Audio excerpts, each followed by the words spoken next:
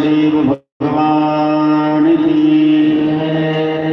श्री तुलसी महारानी की, श्री गो माता गंगा माता की, श्री यज्ञ नारायण भगवान की, अपने अपने माता पिता की, अपने अपने गुरु गोविंद की, अनंत कोटि आचार्य वैष्णवन चरणन की, अनंत कोटि ब्राह्मण देवता की, न्योरी बस्ती की, सभी श्रोता भगवान की जय जय श्री राधे श्याम, जय जय श्री राधे श्याम, जय जय श्री राधे श्याम।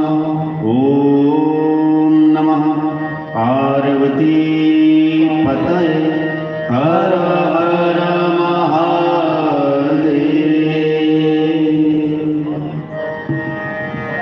अनंत कोटि ब्रह्मांड नायक कारण कारण करुणालय भक्तवान शिक्षण पितरो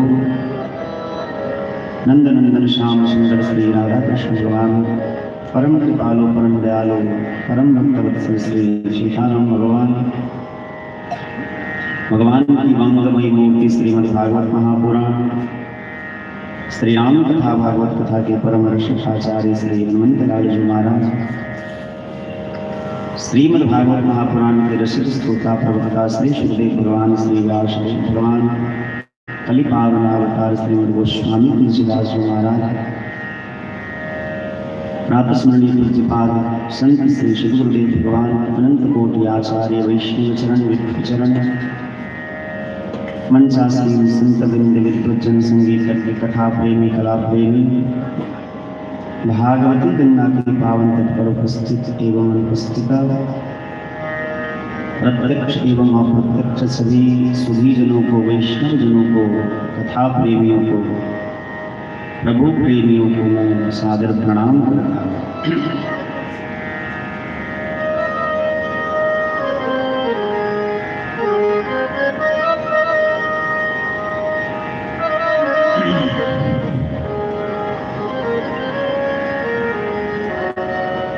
आज कथा के पंचम दिवस में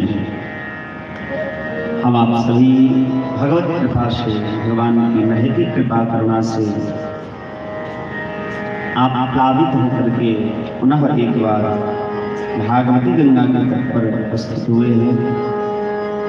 आइए सर्वप्रथम सभी लोग हरिनाम कीर्तन गाएं। आगे हरि की जैसी कृपा होगी कुछ देर साथ में बैठ करके हम लोग सत्संग की चर्चा करेंगे। आइए प्रेम से हरिनाम कीर्तन गाएं। श्री राधे राधे गोविंद गोविंद राधे, श्री राधे राधे गोविंद गोविंद राधे, राधे गोविंद गोविंद राधे, राधे राधे गोविंद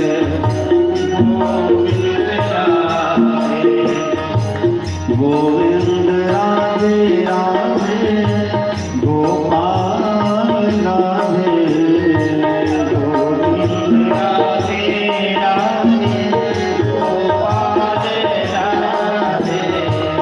गोविंद राधे राधे गोपाल राधे, गोविंद राधे राधे गोपाल राधे,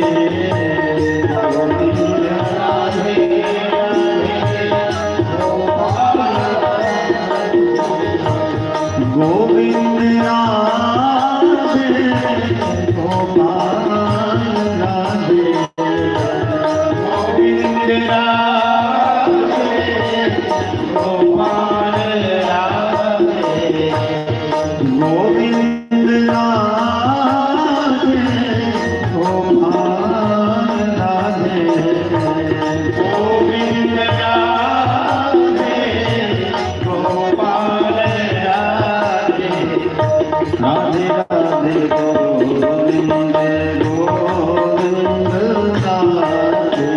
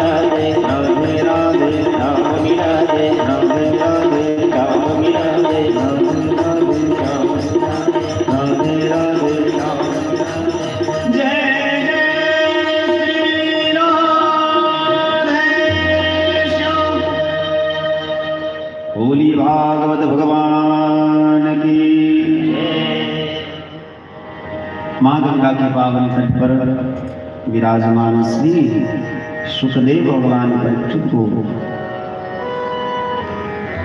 भगवान की परम मंगलमयी कथा का रसपान करा रहे हैं। जो जीव संसार सागर से पार जाना चाहता है, जो कलियुग के पाप ताप संताप से संतप्त हो चुका है, ऐसे जीव के लिए केवल भगवत कथा रस रसायन ही एकमात्र उपाय है शांति प्राप्ति के लिए। विहाय कामान्यः सर्वान् पुमान् शरति निस्पृहः निर्ममो निरहंकारः सशांति मधिगच्छति। सभी प्रकार की कामनाओं का विसर्जन करके, सभी कामनाओं का तिरस्कार करके, सभी कामनाओं का त्याग करके निर्ममो निरहंकार अनासक्त भाव से निरहंकारी बनकर के, निरभिमानी होकर के जो केवल हरिनाम आश्रित रहता है, हरिनाम कीर्तन करता है, हरि कथा मृत का अनुष्ठान करता है, सब शांति मधिगच्छति, वही शांति के द्वार तक पहुंचता है। श्री परीक्षित जी महाराज ने भगवान श्री सुखदेव से पूछा कि प्रभु, भगवान का एक नाम है समदर्शी। समदर्शी का अर्थ होता है जो सबको बराबर भाव से देख रहे, एक दृष्टि से जो सबको देखे, जो समत्व की भावना जिनमें हो, वही समदर्शी है। लेकिन देखा जाता है कि भगवान देवताओं का पक्ष लेते हैं और दैत्यों को मारते हैं, दंडित करते हैं। फिर भगवान का नाम समदर्शी क्यों, कैसे? भगवान स्वयं कहते हैं कि समदर्शी मोहि कहा सबको, सेवक प्रिय अनन्य गति सो। भगवान कहते हैं मैं समदर्शी हूं, लेकिन समदर्शी का मतलब तो यह हुआ कि जो सबको एक भाव से देखे, और भगवान को दो भाव से देखते। परीक्षित जी महाराज ने कहा कि सरकार मुझे इसका कारण बताइए कि भगवान दो प्रकार के भाव क्यों रखते हैं। दैत्यों से बदला लेते हैं और देवताओं के पक्षधर होते हैं। प्रहलाद जी की कथा सुनाई। भगवान श्री सुखदेव ने कहा कि देखो परीक्षित, भगवान के जितने भी भक्त हैं उसमें 12 भक्त ऐसे हैं जो परम भागवत हैं। एते वै परम भागवतम नमामि। ये 12 भक्त कौन कौन से हैं? तो प्रहलाद जी, नारद जी हैं, व्यास जी हैं, अम्बरीश जी हैं, भीष्म जी हैं। इन सब के नाम गिना करके कहते हैं कि देखो इसमें दो तो दैत्य ही भगवान के परम भागवत भक्त हैं, एक श्री प्रहलाद जी और एक श्री राजा बलि। एते वै परम भागवतम नमामि। ये परम भागवत भक्त। भागवत का क्या होता है? भागवत का मतलब केवल ये भागवत ग्रंथ नहीं, भागवत का अर्थ भगवान के उपासक जो हैं। जैसे विष्णु को मानने वाले वैष्णव कहलाते हैं, शिव को मानने वाले शैव कहलाते हैं, शक्ति को मानने वाले शाक्त कहलाते हैं, सूर्य को मानने वाले शौर्य कहलाते हैं, गणपति को मानने वाले गणपत्य कहलाते हैं। उसी प्रकार भगवत धर्म का आश्रय करने वाले, भागवत धर्म को मानने वाले, भागवत धर्म पर चलने वाले को भागवत कहते हैं। ये वै परम भागवतम नमामि। ये भगवान के परम भागवत भक्त हैं और जन्म से ही प्रहलाद जी महाराज भगवान के परम प्रिय भक्त हैं। एक बार देवताओं ने भगवान से निवेदन किया कि आप दैत्यों से हमारी रक्षा करिए। दैत्यों के पास भगवान गए और दैत्यों से कहा कि देखो भैया, तुम देवताओं को सताना बंद करो। दैत्यों ने कहा कि सरकार, यदि हम देवताओं को सताना बंद कर दें तो फिर आपके लिए मुश्किल हो जाएगी। कैसे? तो जब हम देवताओं को सताएंगे नहीं, महात्माओं को, ऋषियों को, मुनियों को सताएंगे नहीं, तो फिर आपके पास कोई जाएगा नहीं, फिर आप अवतार लेंगे नहीं, और आप अवतार लेंगे नहीं तो फिर आपकी प्रतिष्ठा संसार में कैसे होगी? आपकी पूजा कौन करेगा? ठाकुर जी कुछ देर के लिए गुम हो गए। हाँ, हमने बात बड़ी जोरदार कही। बोले यही तुम कहना चाहते थे कि यदि हम दैत्य नहीं होते, हम राक्षस नहीं होते, तो आपका अवतार नहीं होता।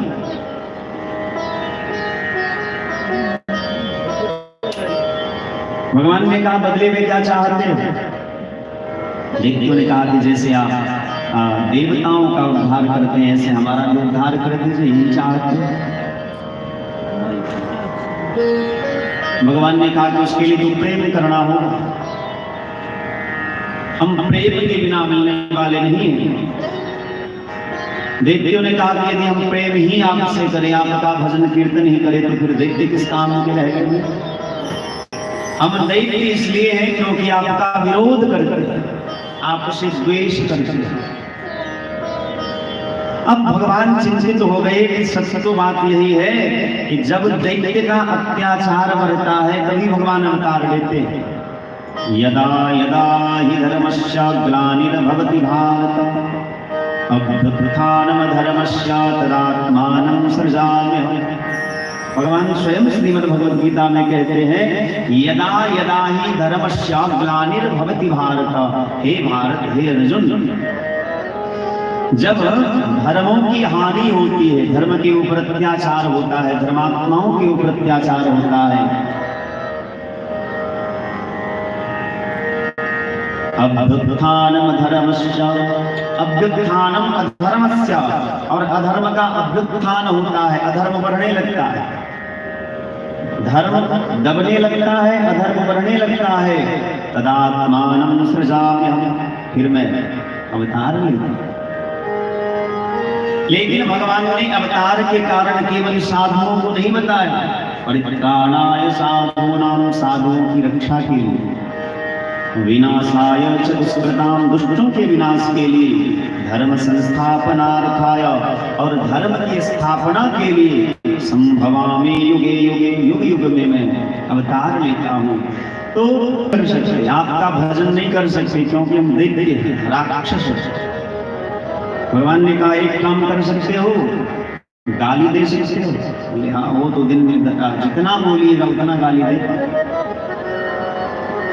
हमको मार सकते हो? बोले हाँ, तुम मार सकते हो। ठाकुर जी ने कहा यही करो, हमको गाली दो, हमको मारो पीटो।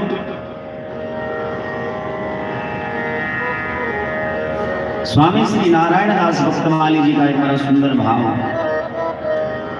जिन कैंची के पेच में, जैसे कैंची में दो धार हो। कैंची तो सब लोगों ने देखा साथ होगा, उसमें दो धार होते हैं, एक तरफा धार नहीं होती, दो तरफा धार होता है। जिन कैंची के पेच में काम करत दो धार, दोनों धार का काम होता है। उसी प्रकार भगवान के अवतार के लिए केवल महात्मा कारण नहीं है, दैत्य भी कारण है। कैंची में एक तरफ ही धार हो तो कपड़ा नहीं कटेगा। काम करत दो धार, उसी प्रकार भगवान के अवतार में दोनों ही कारण हैं, दैत्य भी है और देवता भी है, पुण्यात्मा भी है और पापात्मा भी है। तो पुण्यात्माओं का उद्धार तो हो ही जाता है, फिर पापात्माओं का उद्धार कैसे होता है? बोले भगवान जो अपने हाथ से उसे मारते हैं, दंड देते हैं, यही उसके उद्धार का मुख्य हेतु। ऐसे भगवान के दो भक्त हुए जय और विजय, जो सनकादि महात्माओं के श्राप से संसार में आए, दैत्य बनकर के आए, और भगवान उन दोनों के उद्धार के लिए एक भाई हिरण्याक्ष बने, एक हिरण्यकशिपु बने। हिरण्याक्ष का उद्धार तो भगवान ने शूकर रूप धारण करके किया, और हिरण्यकशिपु का उद्धार नृसिंह रूप धारण करके किया। जब हिरण्याक्ष को भगवान नारायण ने वाराह रूप धारण करके उद्धार किया, मार दिया, तो हिरण्यकशिपु को बहुत बुरा लगा, दुख हुआ। भगवान से बदला लेने के लिए तपस्या करने चला गया। चाहे दैत्य हो अथवा देवता, बिना तपस्या से आज तक किसी को कुछ नहीं मिला। तप आधार सब सृष्टि भवानी, पूरा संसार जो है तप के आधार पर ही टिका हुआ है। ये पृथ्वी जो है, इस पृथ्वी के टिकने के कारण सात है, सात खंभे पर यह पृथ्वी टिकी हुई है। गोभिः वेदैश्च विप्रेश्च सतीभिः सत्यवादिनी अलुब्धादानशीलाश्च सप्तेते धारयते मही। मही माने पृथ्वी। इस पृथ्वी को सात लोगों ने धारण कर रखा है। गोभी मतलब गौ माता। जब तक इस धरती पर गौ माता की सेवा हो रही है, गौ पालन हो रहा है, तब तक ये पृथ्वी टिकी हुई है।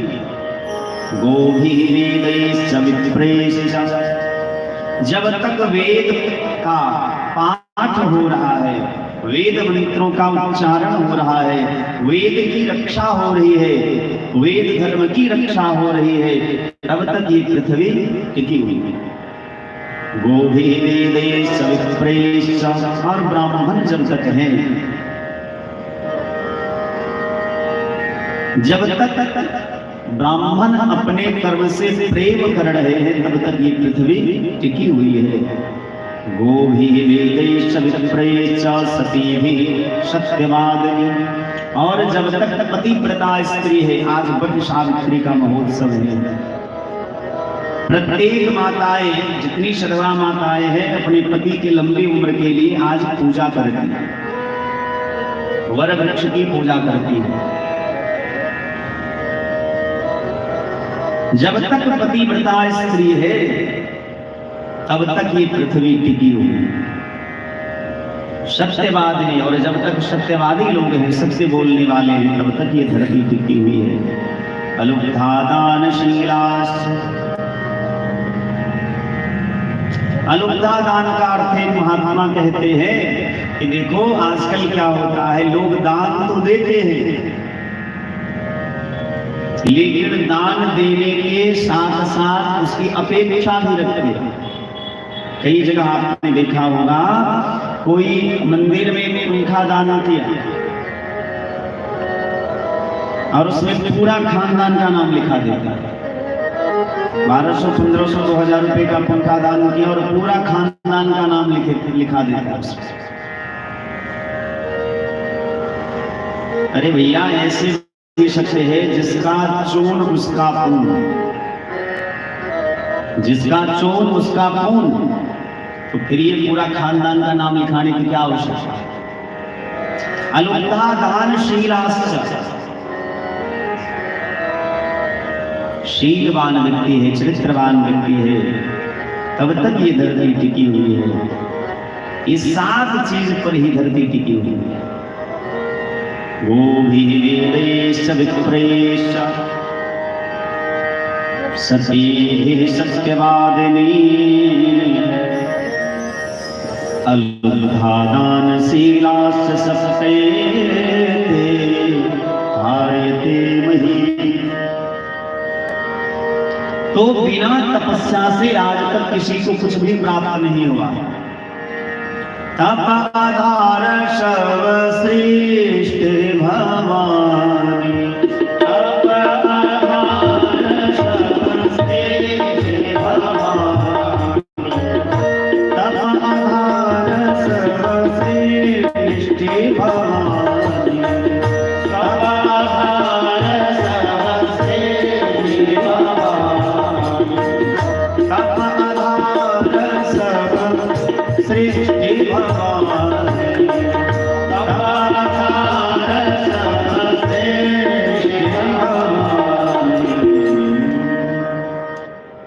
भगवान शिव कहते हैं कि तप आधार सब सृष्टि भवानी। पूरा संसार तपस्या के बल पर ही टिका हुआ। आज तक बिना तपस्या से किसी को कुछ प्राप्त नहीं हुआ। तप बल रचाए प्रपंच विधाता,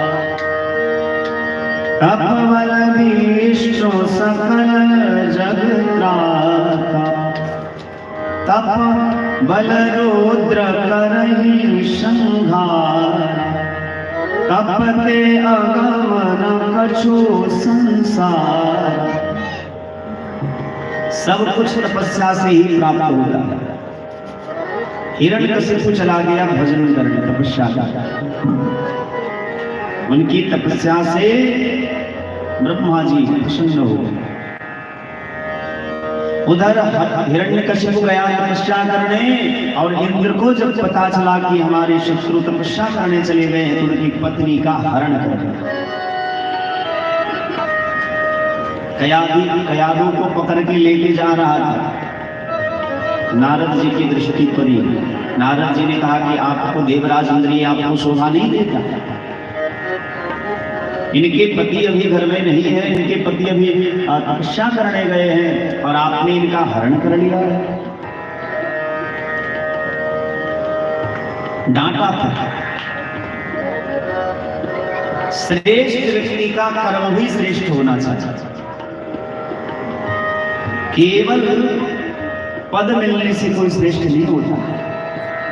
उस पद की गरिमा की रक्षा भी करनी पड़ती है। आप देवराज इंद्र हैं, देवताओं के स्वामी हैं, देवताओं के राजा हैं, आपको ये क्षुद्र कर्म जो है शोभा नहीं देता। और ऐसे भी इनके गर्भ में भगवान के भक्त पल रहे। गुरुओं की जिम्मेदारी है, महात्माओं की जिम्मेदारी है धर्म की रक्षा करना। आज किसी सज्जन व्यक्ति ने हमसे प्रश्न किया कि सरकार इस मिथिला में खासकर कथाएं बहुत होती है, आप चले जाइए सब गांव में कहीं ना कहीं अभी भी कथा हो रही है, प्रतिदिन कथा होती है, पर हमारे मिथिला में बदलाव नहीं आया, परिवर्तन नहीं आ रहा है। इसका कारण क्या? हमने उनसे कहा कि देखिए, आप रामचरितमानस का एक प्रसंग का स्मरण करिए। रामचरितमानस में एक बड़ा ही दिव्य प्रसंग आता है। भगवान शिव को एक बार राम कथा सुनने की इच्छा हुई। एक बार त्रेता युग माही शंभु गए कुंभज ऋषि पाया। भगवान शिव जो त्रिभुवन के गुरु है, वैष्णवा नाम शंभु, सभी वैष्णवों में सर्वश्रेष्ठ हैं भगवान शिव, सभी देवताओं में सर्वश्रेष्ठ हैं, सब प्रकार से सामर्थ्यवान है, सब प्रकार से ज्ञानियों में अग्रगण्य है, सब प्रकार से सर्वश्रेष्ठ है। पर उनको भी जब कथा सुनने की आकांक्षा हुई तो कैलाश पर्वत छोड़ करके दक्षिण भारत में अगस्त ऋषि के आश्रम में गए। अब विचार करिए, वहां कथा प्रारंभ हुई, भगवान शिव भी बैठे हैं और सती जी भी बैठी हैं। शिव जी को राम जी की कथा समझ में आ गई, पर सती को समझ में नहीं आई। इसका कारण क्या है? तो भैया इसका सीधा सा कारण है कि शिव जी के अंदर सरलता है, वो सरल है। जो जितना सरल होगा वो भगवान के उतने निकट होंगे, जो जितना दुरूह होगा वो भगवान से उतने ही दूर होंगे। इसलिए जीवन में सरल बनिए, सहज बनिए, कठिन मत बनिए। किसी ने हमसे प्रश्न किया कि जब वाल्मीकि रामायण पहले से महर्षि वाल्मीकि ने लिख ही दिया था, जिसमें भगवान श्री सीताराम जी के सर्वांग चरित्र का बड़ा ही सुंदर चित्रण किया गया है, तो फिर रामचरितमानस को लिखने की आवश्यकता क्या है? फिर रामचरितमानस को क्यों लिखा तुलसी बाबा?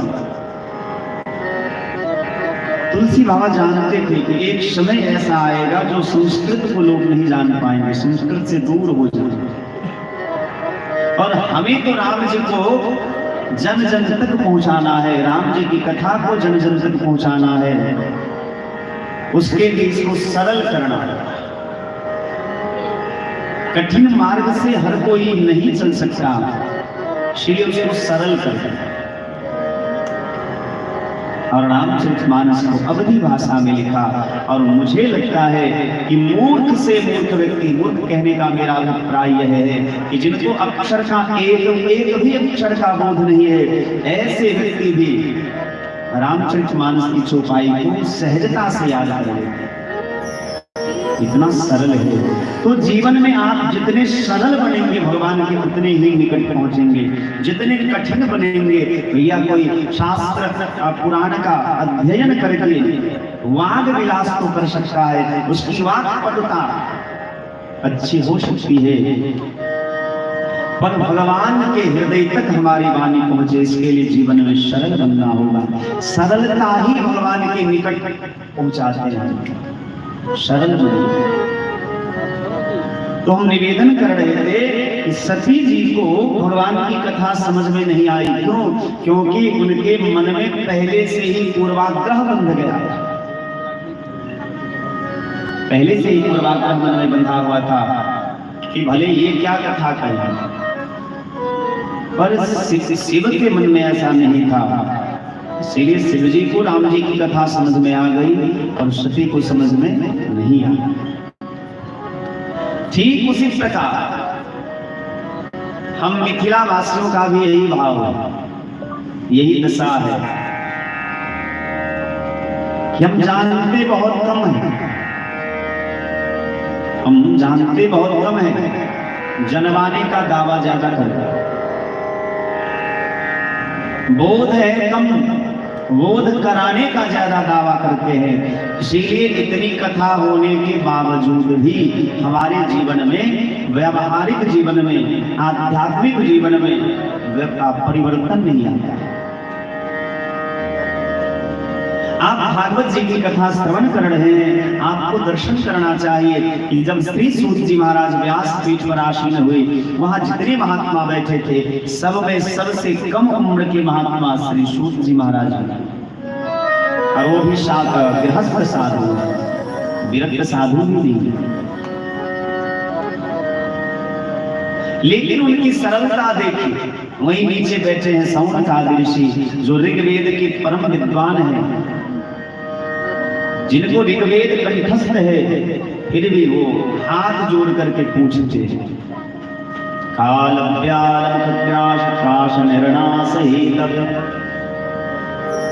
इस संसार सागर में जीव का उद्धार कैसे हो? क्या आपको पता नहीं है?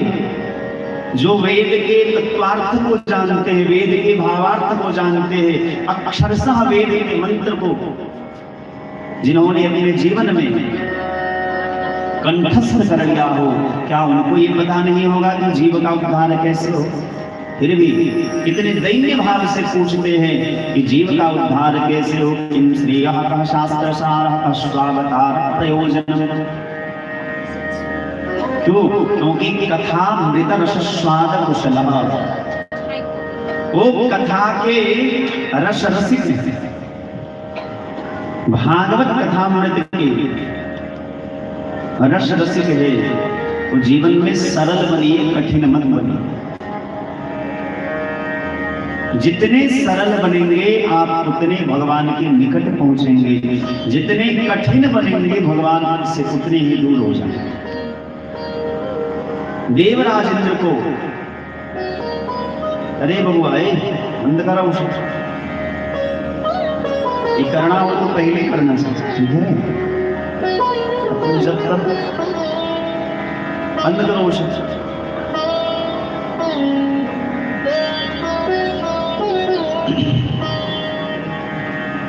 कयाधु के गर्भ में भगवान के परम प्रिय लाडले भक्त श्री प्रहलाद जी पल रहे हैं, और इस बात को नारद बाबा भली प्रकार जानते थे। देवराज ने को समझा बुझा करके विदा कर दिया, कयाधु को अपने आश्रम में रख दिया, और प्रतिदिन सत्संग होता था। गर्भ में श्री प्रहलाद जी पल रहे हैं। मैंने एक दिन निवेदन भी किया था, यदि आप चाहते हैं आपके बालक, आपके संतान भगवत भक्त हो, उसके लिए आपको आपका व्यवहार बदलना होगा, आपकी दिनचर्या बदलनी होगी, आपका भोजन बदलना होगा, आपकी मानसिकता बदलनी होगी, आपका आचरण बदलना होगा। यदि गर्भ में बालक पल रहे हैं और उस समय हमारा भोजन दूषित होगा, तो उस दूषित भोजन का प्रभाव गर्भस्थ शिशु के ऊपर पड़ता है। हमारी मानसिकता अच्छी नहीं होगी, यदि हमारी मानसिकता अच्छी नहीं होगी, हमारा व्यवहार अच्छा नहीं होगा, हमारी दृष्टि अच्छी नहीं होगी, तो हमारे गर्भ में पल रहे बालक भी अच्छे नहीं होंगे। इसकी पूरी गारंटी है, क्योंकि मां के प्राण के साथ उस जीवात्मा का प्राण जुड़ा रहता है। जब कोई बालक, जब कोई संतान जन्म लेता है तो नालोच्छेदन होता है। जब बच्चा जन्म लेता है तो उसके पेट से एक नारी जुड़ी रहती है, जो मां के प्राण से जुड़ा रहता है, उसका नालोच्छेदन होता है। कयाधु के गर्भ में पल रहे श्री प्रहलाद जी के ऊपर, गर्भगत प्रहलाद जी के ऊपर ही भगवत भक्ति का छाप पड़ा। उधर हिरण्यकशिपु तपस्या करने गए, ब्रह्मा जी उनकी तपस्या से बहुत प्रसन्न हुए, बोले वरदान मांगो। हिरण्यकशिपु ने कहा कि मैं अमर हो जाऊं, ऐसा वरदान दीजिए। ब्रह्मा जी ने कहा कि ये तो असंभव है, विधि का विधान है कि जो संसार में आया है उसको आज हो, कल हो, परसों हो जाना तो अवश्य है। हमारे सदगुरुदेव भगवान कहते हैं, कुछ काम करके जाना दुनिया से जाने वाले। यदि जा रहे हैं तो जाने से पहले कुछ ऐसा करके जाइए जो आपका नाम रहे, क्योंकि जाते हैं रोज लाखों बेकार खाने वाले। तो रोज आने जाने का क्रम तो चलता रहता ही है।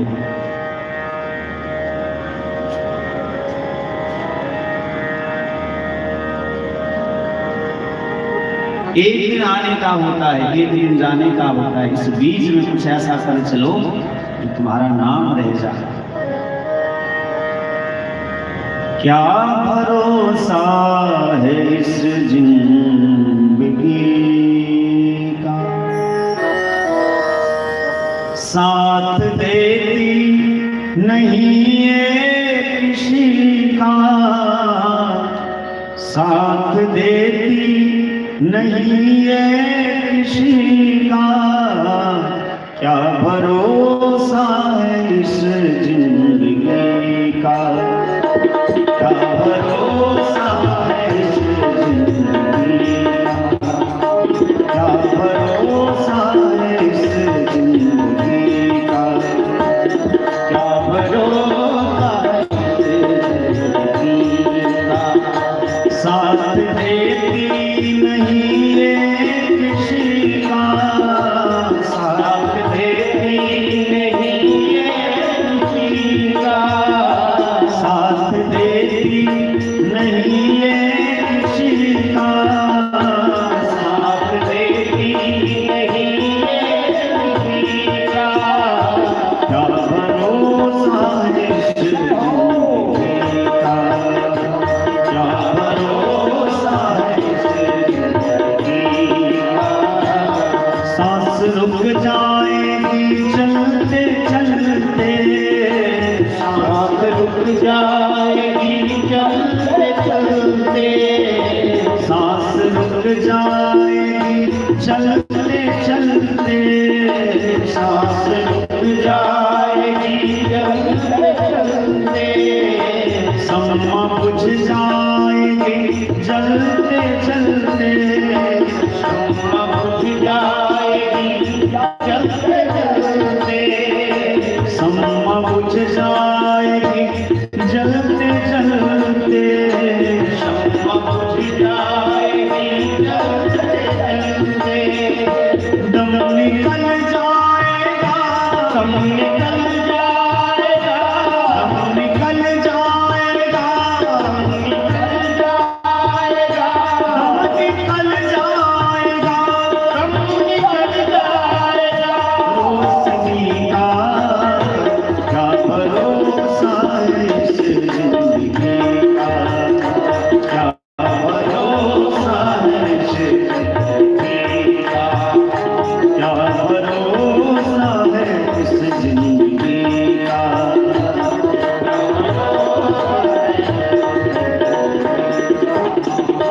हम रहे ना, हम रहे ना ये दुनिया रहेगी, हम रहे ना ये दुनिया रहेगी, हम रहे ना ये दुनिया रहेगी, हम रहे ना ये दुनिया रहेगी।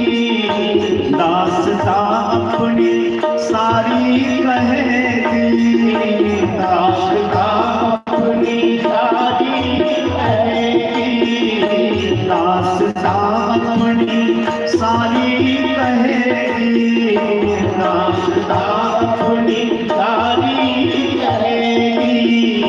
नाम रह जाएगा, राम रह जाएगा, नाम रह जाएगा, राम रह जाएगा, नाम रह जाएगा, नाम रह जाएगा, नाम रह जाएगा, नाम रह जाएगा।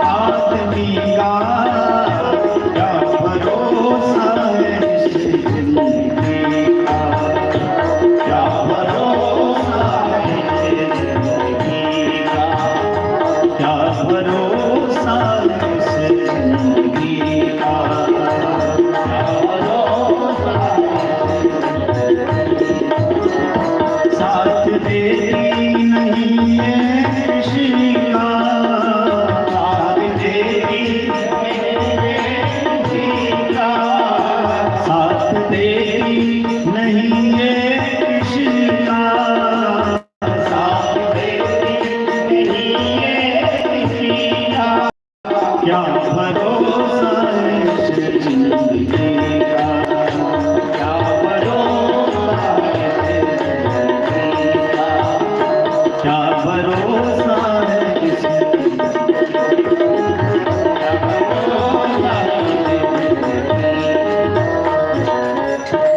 ब्रह्मा जी ने कहा कि देखो भैया, इस संसार का नाम मृत्यु लोक है। इस संसार में जो भी आया है सबको एक ना एक दिन जाना सुनिश्चित है। इसीलिए कल्याण चाहने वाले प्राणियों को केवल दो बात याद रखना है। दो बातन को याद रख जो चाहत कल्याण, नारायण एक मौत को, दूजे श्री भगवान। एक भगवान को याद रखना है, मौत को याद रखना है। मौत को याद रखने वाला और भगवान को याद रखने वाला उसका उद्धार हो जाए। इसके बदले तुम दूसरा कोई वरदान मांग लो। हिरण्यकशिपु ने कहा कि ठीक है, अमर नहीं हो सकते, लेकिन एक दूसरा वरदान दीजिए कि ना मैं मनुष्य से मरूं न जानवर से। बोले ठीक है। दूसरा वरदान दीजिए, ना ऊपर मरूं न नीचे मरूं। बोले ये भी ठीक है। ना घर में मरूं न बाहर में मरूं। ब्रह्मा जी ने कहा ये भी ठीक है। ना अस्त्र से मरूं ना शस्त्र से मरूं। बोले ये भी ठीक है। ना दिन में मरूं ना रात में मरूं। बोले ये भी ठीक है। बोले ना आकाश में मरूं ना पृथ्वी पर मरूं ना जल में मरूं। बोले ये भी ठीक है।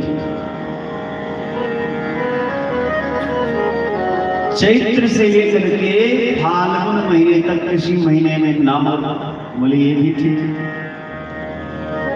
अब बताओ ये 12 महीने ही तो होते, पर ऐसा वरदान मांग लिया कि देने के समय तो ब्रह्मा जी ने दे दिया वरदान, लेकिन बाद में खुद संकट में पड़ गए। वरदान प्राप्त करके आया तब तक प्रहलाद जी का जन्म हो चुका था। प्रहलाद जी का जातकर्म संस्कार इत्यादि संपन्न हुआ। थोड़ा मॉनिटर का आवाज बढ़ा दीजिए। राधे। यज्ञोपवीत संस्कार इत्यादि संपूर्ण हो जाने के बाद गुरुकुल में भी पढ़ने के। गुरु भी दो प्रकार के होते हैं। एक होते हैं जिनका नाम है शिक्षक और एक होते हैं गुरु। गुरु में और शिक्षक में अंतर है। गुरु आपको वह पढ़ाते हैं जो शास्त्र कहता है, जो सच्ची बात है, सत्य बात है। भले कड़वी है लेकिन सत्य है। गुरु आपको वही शिक्षा प्रदान करेंगे, शास्त्र सम्मत ज्ञान प्रदान करते हैं गुरु। और इसीलिए गुरु से प्राप्त जो विद्या होती है वो विमुक्ति को प्रदान करती है। सा विद्याया विमुक्तये। लेकिन शिक्षक से जो प्राप्त होती है विद्या वो नियुक्ति करती है, मुक्ति नहीं प्रदान करती। सा विद्याया नियुक्तये। शिक्षक वह पढ़ाता है जो सरकार की शिक्षा नीति। अब सरकार की शिक्षा नीति है, सरकारी पुस्तकों में यदि गौ माने गधा है तो आपको शिक्षक गौ माने गधा ही पढ़ाएगा, लेकिन गुरु वो नहीं पढ़ाते। गौ माने गणेश पढ़ाते। अब आजकल की शिक्षा नीति भी बड़ी उटपटांग हो गई है, बदल गई है। आप विद्यालय में पढ़ रहे हैं, आपके गुरुजी, आपके शिक्षक गौ माने गणेश जी आपको नहीं पढ़ा सकते। क्यों? क्योंकि शिक्षा नीति ये नहीं है। गौ माने गणेश पढ़ाएंगे तो सांप्रदायिक भेद हो जाएगा, लेकिन गौ माने गधा पढ़ावे तो किसी को कोई आपत्ति नहीं है। एक महात्मा कहते थे कि जो बच्चा जन्म से ही गधा कुत्ता बिल्ली के बारे में पढ़ेगा वो भले राम कृष्ण सूर कबीर को क्या जाना। पहले के बच्चे सूर कबीर श्याम सबको जानते थे, आज के बच्चे राम कृष्ण से बहुत दूर हो। जुबिन नौटियाल का नाम सबको याद होगा, लेकिन हरिओम शरण जी का भजन किसको आता होगा? अरिजीत सिंह को सब सुनता होगा। लेकिन बैजू बाबरा का गीत किसको याद आता? तो मैंने एक दिन कहा था कि कहीं ना कहीं इतिहासकारों ने हमारी संस्कृति के साथ बलात्कार किया, अत्याचार किया। ऐतिहासिक जो ग्रंथ है जिनमें भारत के बड़े बड़े शूरवीर, बड़े बड़े पराक्रमी, बड़े बड़े धर्मात्मा, महात्माओं का, राजाओं का, महापुरुषों की चर्चा की गई है, हमारे आध्यात्मिक सद्गुणों को छोड़ करके चर्चा की गई है। और यही हमारा दुर्भाग्य है, यही हमारे समाज में जो एक आज अविडंबना हो रही है, चाहे वो आध्यात्मिक जगत हो अथवा सामाजिक जगत हो, कहीं ना कहीं हमारे इतिहासकारों ने हमारे साथ, हमारे भारतीयों के साथ, सनातनियों के साथ अन्याय किया। क्या से क्या करें?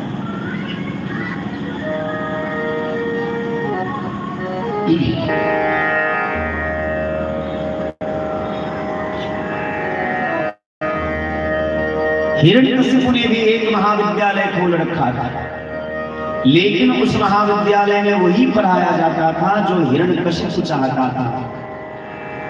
केवल भगवान से विद्रोह करने वाली बुद्धि की पढ़ाई होती थी। प्रहलाद जी को भी गुरुकुल में भेजा गया। प्रहलाद जी कुछ दिन पढ़ करके जब लौटे, पिता ने बड़े स्नेह से लाड दुलार किया, अपनी गोदी में बिठा करके पूछा कि बेटा ये बताओ कि तुमने सबसे बढ़िया बात क्या सीखी? प्रहलाद जी ने कहा तत्साधु मन्येश्वर वरीयदेहिना। पिताजी मैंने सबसे बढ़िया बात जो सीखा है वो आपको बता रहा। तत्साधु मन्येश्वर वरीयदेहिना सदा समुद्रमग्न धियामशस्त्रहात् हित्वात्मपातं गृहमन्धकोपं वनं गतो यद्धरिमाश्रयेत। पिताजी आज तक हमने सबसे बढ़िया बात यही सीखा कि संसार में जितने भी शरीरधारी जीव हैं, उन शरीरधारी जीव में वही श्रेष्ठ है।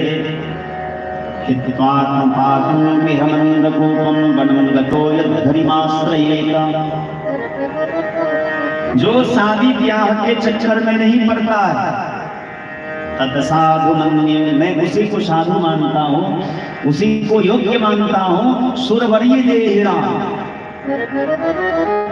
वही श्रेष्ठ है। कौन? सदा समुद्र विघ्न धियामशस्त्रहात्, सदा समुद्र विघ्न धिया, मतलब कहने का अर्थ यह है कि जो संसार में फंस जाते हैं उनकी बुद्धि असत के तरफ प्रवृत्त होती जाती है, असत जहां, और सदा समुद्र विघ्न धिया माने बुद्धि, धी माने बुद्धि। उनकी बुद्धि कैसी हो जाती है? उद्विग्न। और जिसकी बुद्धि उद्विग्न हो जाएगी, चंचल हो जाएगी, जिसका चित्त व्याकुल होगा, उसको शांति नहीं मिलेगी। अर्थात शांति की इच्छा रखने वाले प्रत्येक देहधारियों को सदा समुद्र विघ्न धियामशस्त्रहात् हित्वात्मपातं, घर गृहस्थी को श्री प्रहलाद जी ने क्या कहा? हित्वात्मपातं।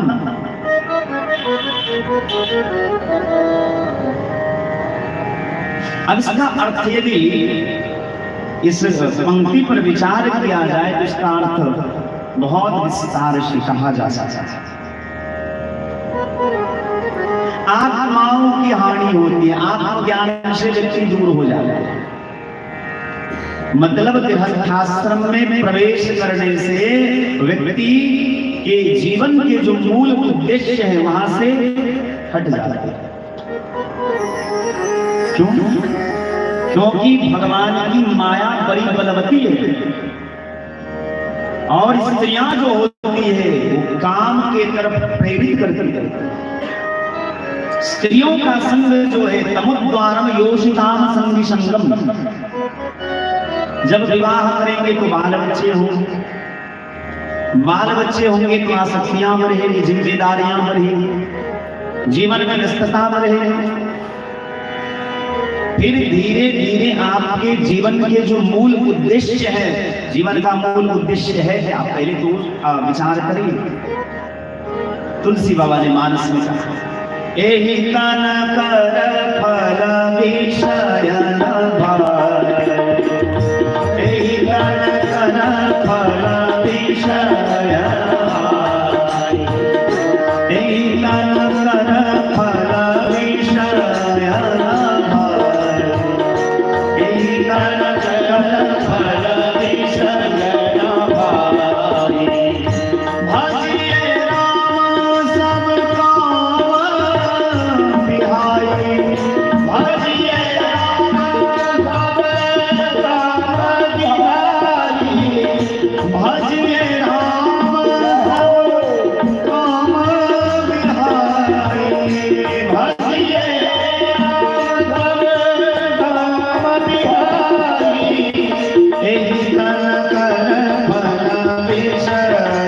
भाय।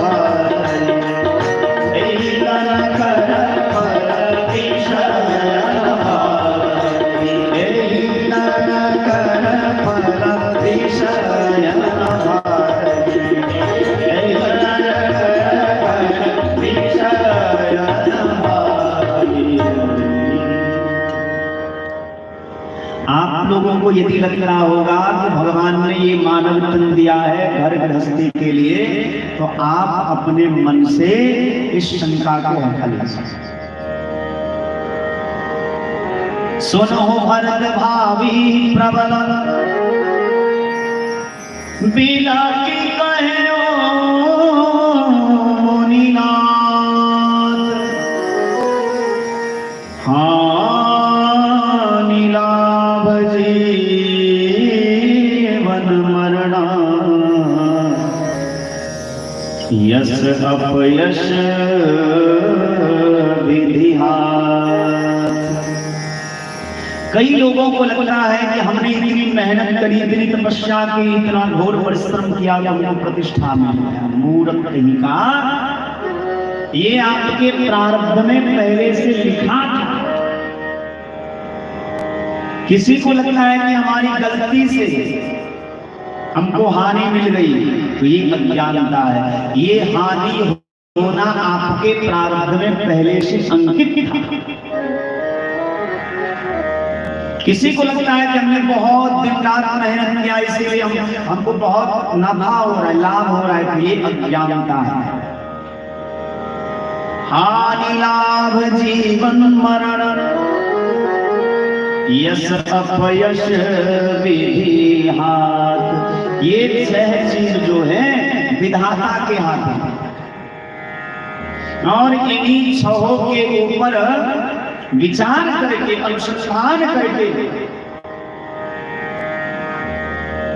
जीव जब मां के गर्भ में रहता है, नीतिकार कहते हैं, आयु कर्म च वित्तम च विद्यानि धनमेव च पंचैतान्यपि सृज्यन्ते गर्भस्थश्चैव देहिनः। ये पांच चीज जो है, आयु कर्म च वित्तम च विद्यानि धनमेव च पंचैतान्यपि सृज्यन्ते गर्भस्थश्चैव देहिनः।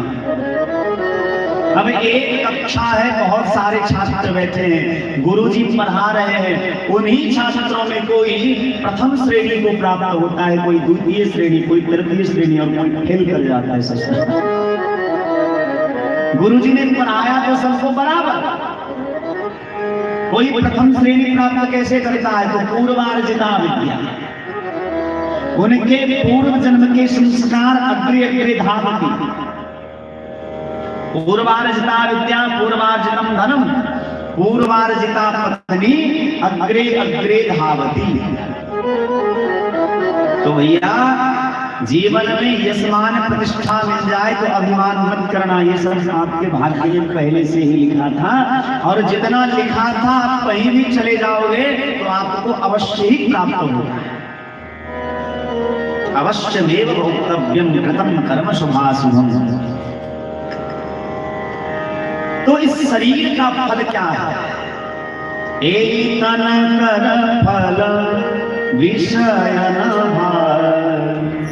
मकान बना लेना, दुकान बना लेना, 2-4-10 बीघा जमीन खरीद लेना, और कोई मूर्ख यदि ये मानता है कि हमने 10-20 बीघा जमीन खरीद लिया तो बहुत बड़ा तीर मार दिया, ससुरा को एक चुल्लू पानी में डूब के मर जाना चाहिए।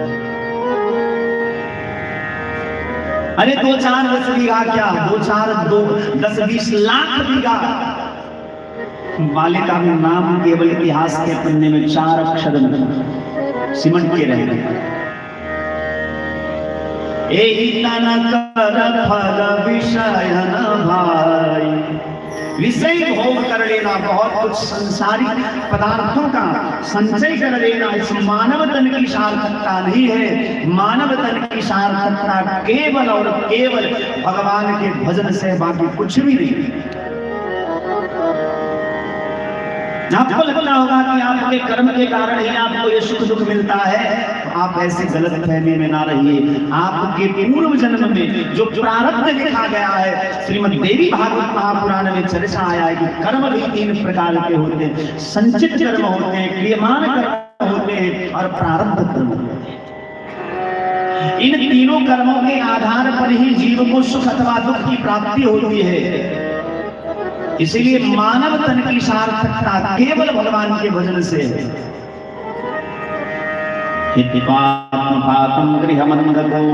इस गृह को, गृह माने गृहिणी, गृह उच्चते। भगवान ध्यान से सुनिएगा, आगे वर्णन आता है। गृह माने क्या? गृह माने लोग घर समझते हैं। गृह माने क्या? घर। लेकिन गृह माने केवल घर नहीं, गृहिणी गृह उच्चते। घरवाली को, स्त्री को भी घर कहा गया है, क्योंकि बाद में हम घर में आते हैं। पहले तो माँ के गर्भरूपी घर में ही हमारा जन्म होता है। गृहिणी गृह उच्चते।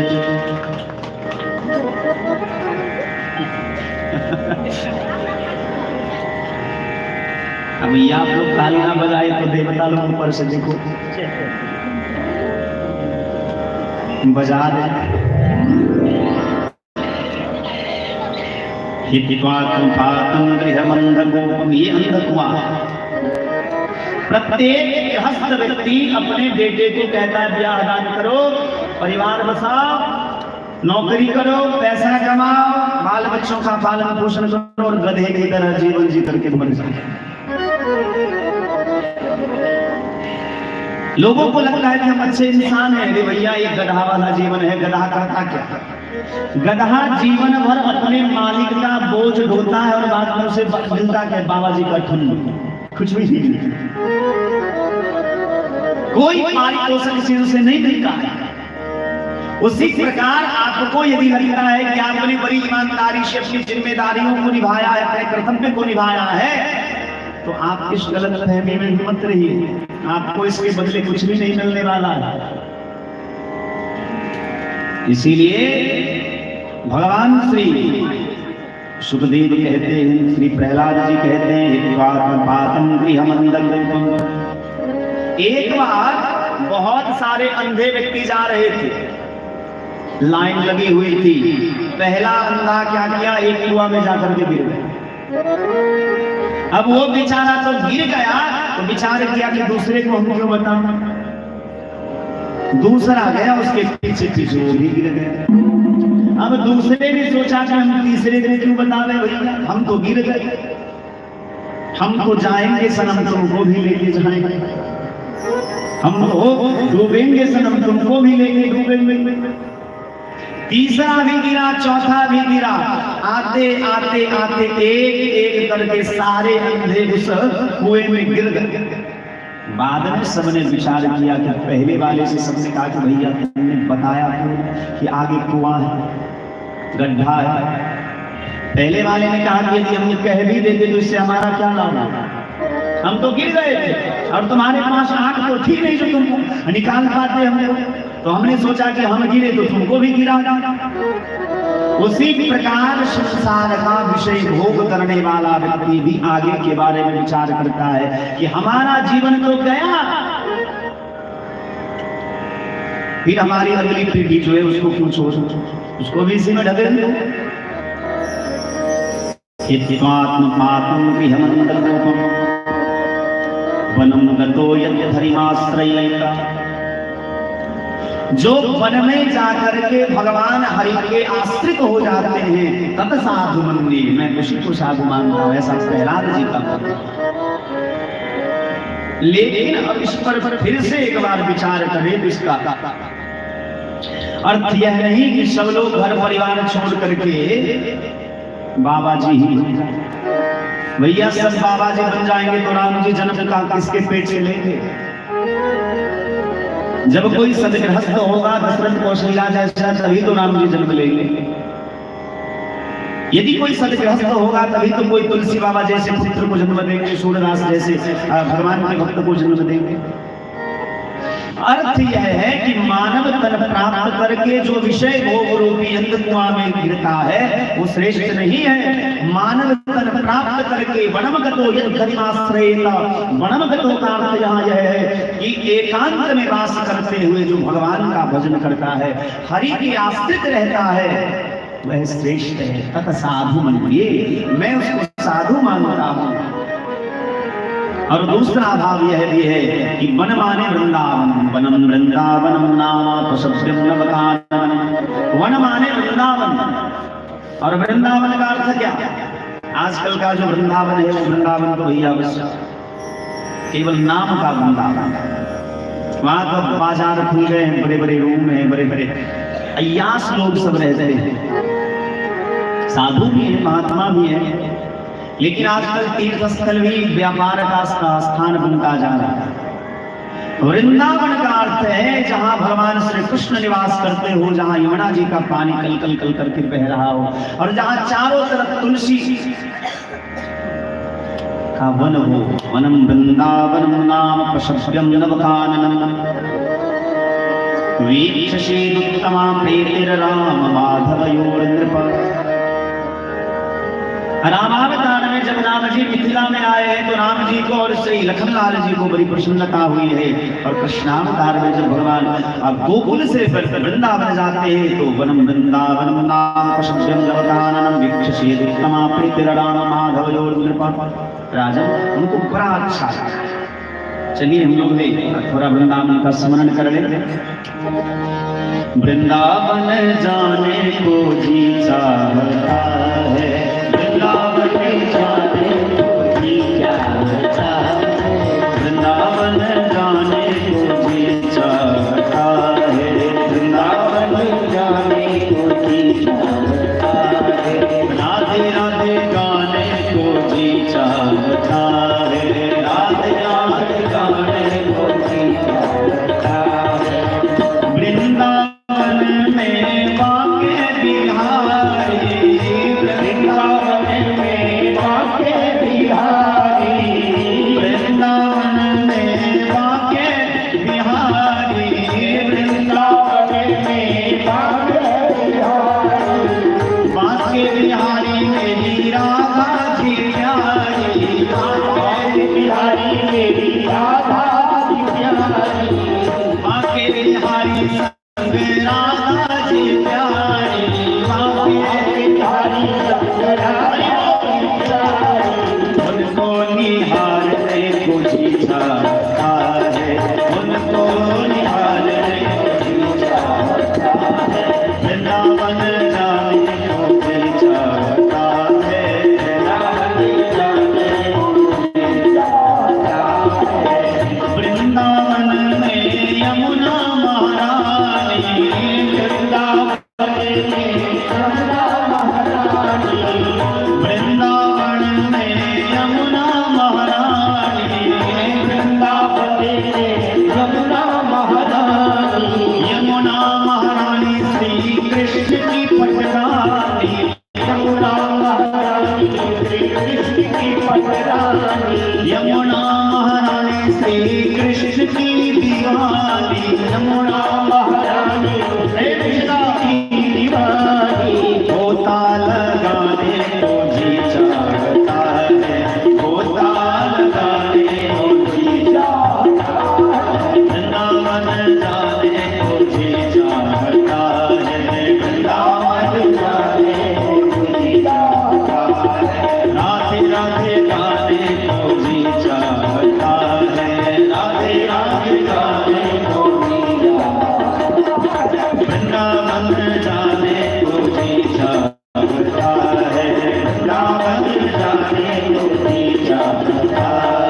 बोल वृंदावन बिहारी लाल की। श्री प्रहलाद जी कहते हैं तत साधु मन में सुरवरिये देहि नाम सदा श्रुत विगत धियाम प्रहार हित्वात्मपाकं गृहमंडकोपम वनम गतो यद गरिमाश्रयेत। वृंदावन में जाकर के भजन करने वाला देहधारी ही हमारी दृष्टि में श्रेष्ठ है।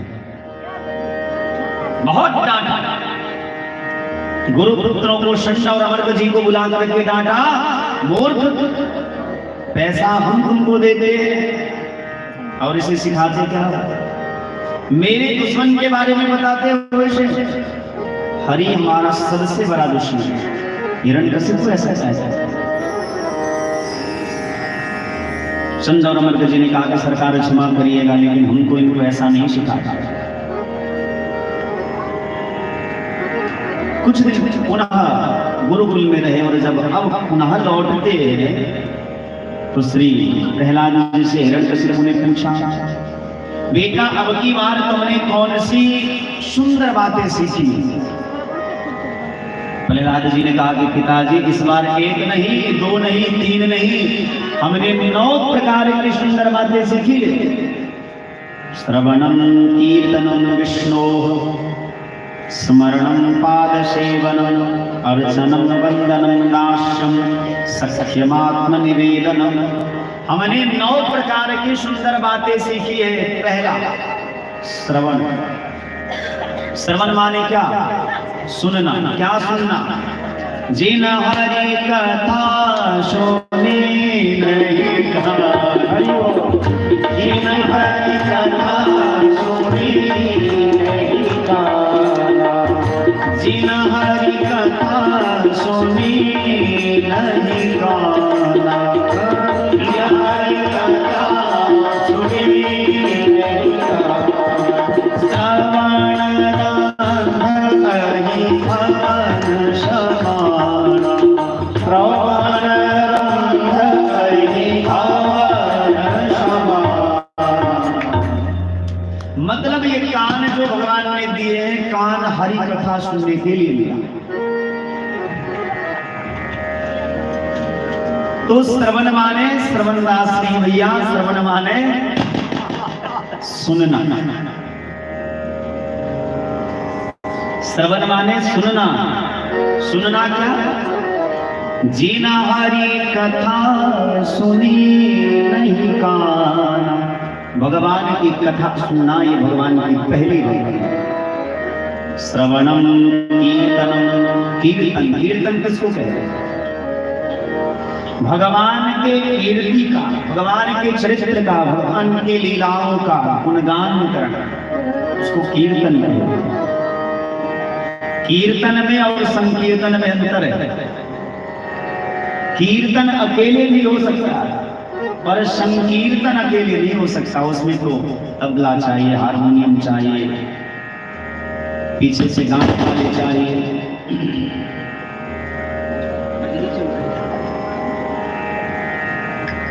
श्रवणम कीर्तनम विष्णु। विष्णु शब्द के साथ अन्वय किया गया है, इसका संबंध है विष्णु श्रवणम, अर्थात विष्णु की कथा, नारायण की कथा। विष्णु कीर्तनम, विष्णु का कीर्तन।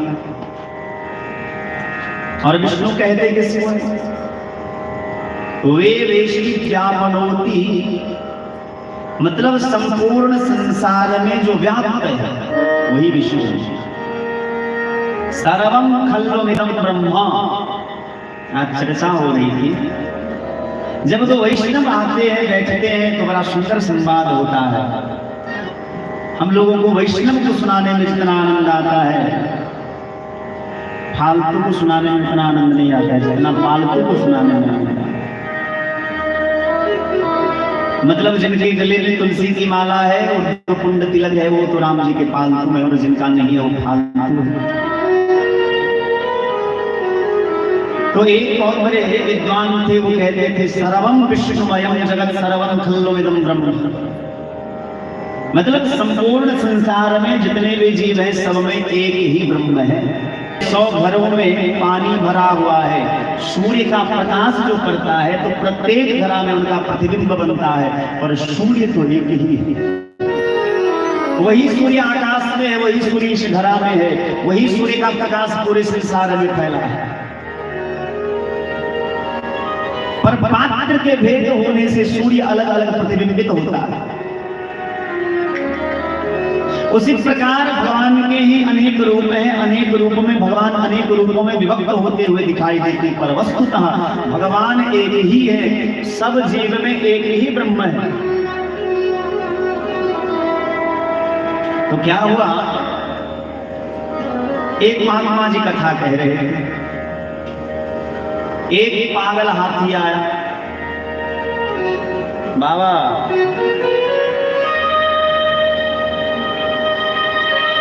अब पागल हाथी था, हाथी तो हाथी होता, वो तो अपनी मस्ती में अपने चाल में चलता रहता है। महावत ने कहा कि भैया साहब निकल जाओ, हाथी पागल हो गया है। सब तो भाग गए, पर जो कथावाचक थे वो भागे नहीं। उनको तो लगा आहा इसमें भी ब्रह्म है। पागल हाथी में भी उनको ब्रह्म दिखाई देने लगे। वो कथावाचक कथा कहते रहे, हमारे जैसे भीग रहे होंगे। परसों बारिश का मौसम हुआ भैया, इतनी जोर की तूफान चली, पंकज जी ने कहा सरकार बंद करो, हम बोले नहीं निकल दे रहा हूँ। परिणाम मिले जो 100 गोटे भीज। वो कथावाचक भागे नहीं। महावत ने मना किया, फिर भी कथावाचक भागे नहीं, क्योंकि उनको लगता था कि सब में तो वही ब्रह्म है। तो हाथी आया और उठा के पटक दिया कथावाचक।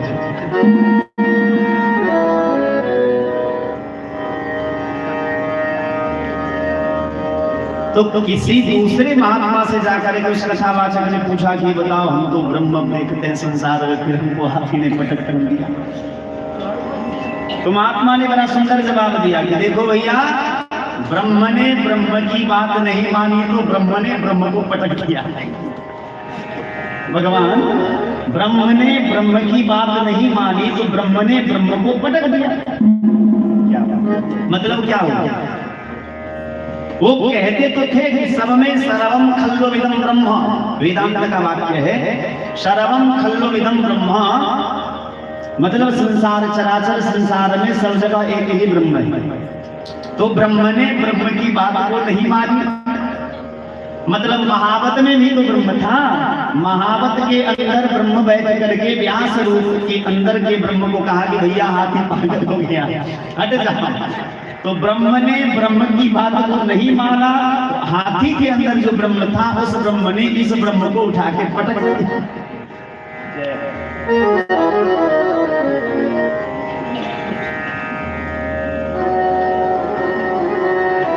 श्रवणम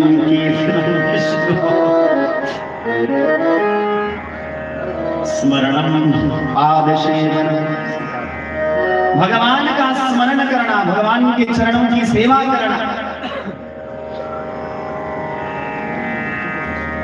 अर्चनम वंदनम दास्यम, अर्चनम माने पूजा, वंदनम वंदना, दास्यम दास्य भाव रखना। ऐसे तो अभिमान नहीं रखना चाहिए, बिना अभिमानी व्यक्ति को भगवान नहीं मिलते। लेकिन तुलसी बाबा का मानस जो है भैया बहुत बड़ा क्रांतिकारी ग्रंथ है। तुलसी बाबा का मानस कहता है कि भगवान के भक्त को खूब अभिमान होना चाहिए। जिस भगवान के भक्त को अभिमान ना हो भैया, वो भक्त किस काम का है? भगवान के भक्त को तो अभिमान होना ही होना चाहिए। लेकिन ऐसा अभिमान हो, अस अभिमान जाई जनी बोले, अस अभिमान जाई जनी बोले, अस अभिमान जाई जनी बोले, अस अभिमान जाई जनी बोले। सुदीक्षक जी महाराज ने भगवान से कहा कि सरकार हमको कुछ देना है तो अभिमान दीजिए। बोले अभिमान दुनिया को अभिमान को खराब मानते, बोले नहीं नहीं नहीं मुझे अभिमान नहीं दीजिए। लेकिन कैसा अभिमान? मैं सेवा कर रघुपति पति मोरे, मैं सेवा कर रघुपति पति मोरे, अस अभिमान जाई जन मोरे, अस अभिमान जाई जन मोरे, मैं सेवा कर रघुपति पति मोरे, मैं सेवा कर रघुपति पति मोरे, अस अभिमान जाई जन मोरे, अस अभिमान जाई जन मोरे, मैं सेवा कर रघुपति पति मोरे, मैं सेवा कर रघुपति पति मोरे। अभिमान कभी भी हृदय से ये ना जाए कि मैं राम जी का हूँ और राम जी हमारे हैं, मैं राम जी का सेवक हूँ, राम जी हमारे स्वामी हैं।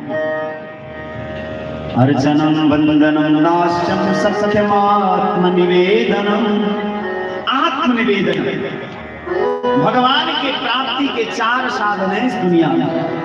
पहला कर्म है, दूसरा ज्ञान है, तीसरा भक्ति है। लेकिन मानस में तो लिखा है कि नहीं कलि कर्म न भगति न विवेक। इस कराल कलयुग में ना तो कर्म के द्वारा कोई भगवान को पा सकता है, न ज्ञान के द्वारा, क्योंकि कभी कभी ज्ञान भी हमारे बंधन का कारण बनता है। ज्ञान भी और दृढ़ हतम ज्ञानम, आधा अधूरा ज्ञान जो है वो हमारा नाश कर देता है। और दृढ़ हतम ज्ञान,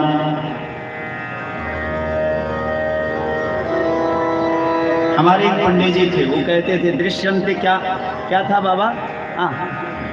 आप तो भेदे खोल देते। दृश्यंते ब्रह्मणा जना। हमने पूछा भैया इसका अर्थ क्या हुआ? दृश्यंते ब्रह्मणा जना, इसका अर्थ क्या है? तो होता है कभी कभी उसका अर्थ पता नहीं है, बोलते जा। एक बार ऐसा ही हुआ, गांव में 3-4 अंधेर नगरी, चौपट राजा,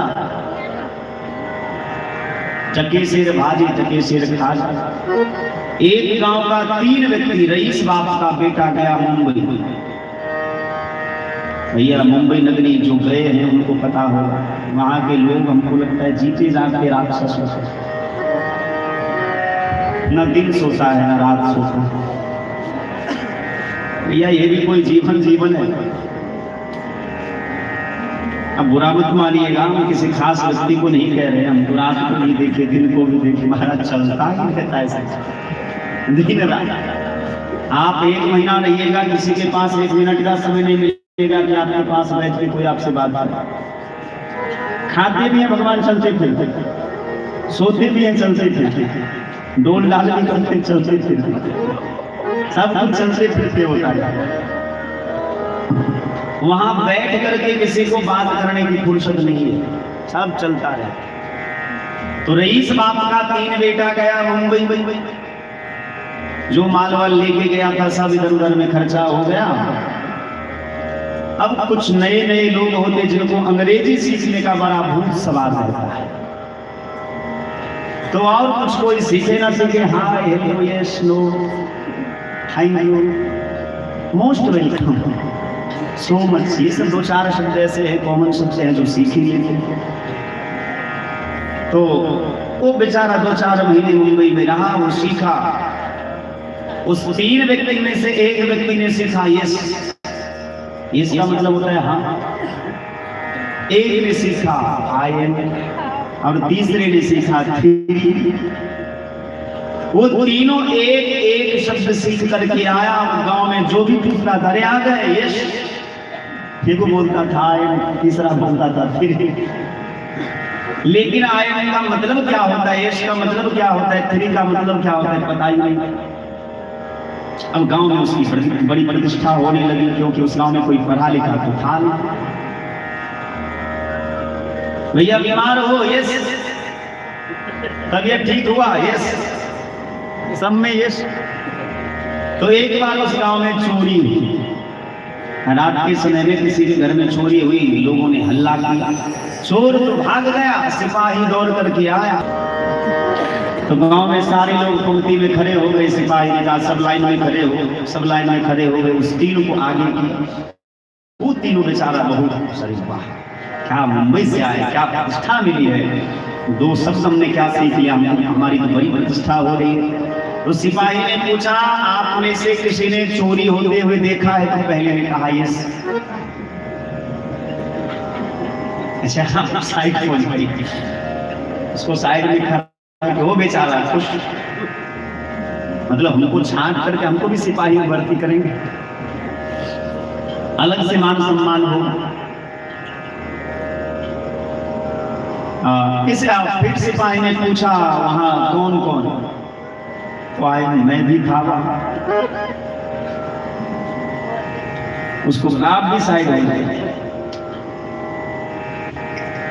तीसरे से पूछा कि भैया वहां कितने लोग थे? तीसरे ने कहा 3। तीसरे ने कहा 3, उसको भी साइड किया। अपने लोगों से कहा कि सब हाथ में जंजीर बांधो और ले जाओ, जेल खाने में डाल दो। तो भैया हतम ज्ञानम,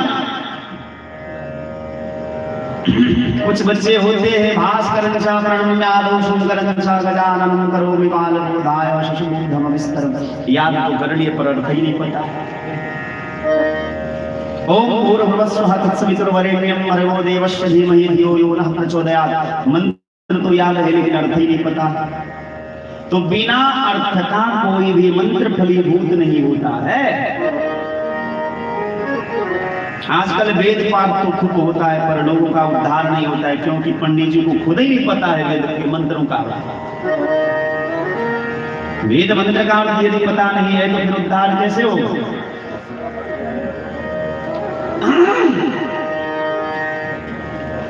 श्रवणं कीर्तनं विष्णोः स्मरणं पादसेवनम् अर्चनं वंदनं दास्यं सत्यमात्मनिवेदनम्। भगवत प्राप्ति के 4 साधन है। वेद में 3 कांड है, कर्म कांड है, ज्ञान कांड है और उपासना कांड है। लेकिन कराल कलयुग में नहीं कली कर्म, न भक्ति, न विवेक, न कर्म होगा, न भक्ति होगी, न ज्ञान। तो फिर उपाय क्या है? केवल एक उपाय।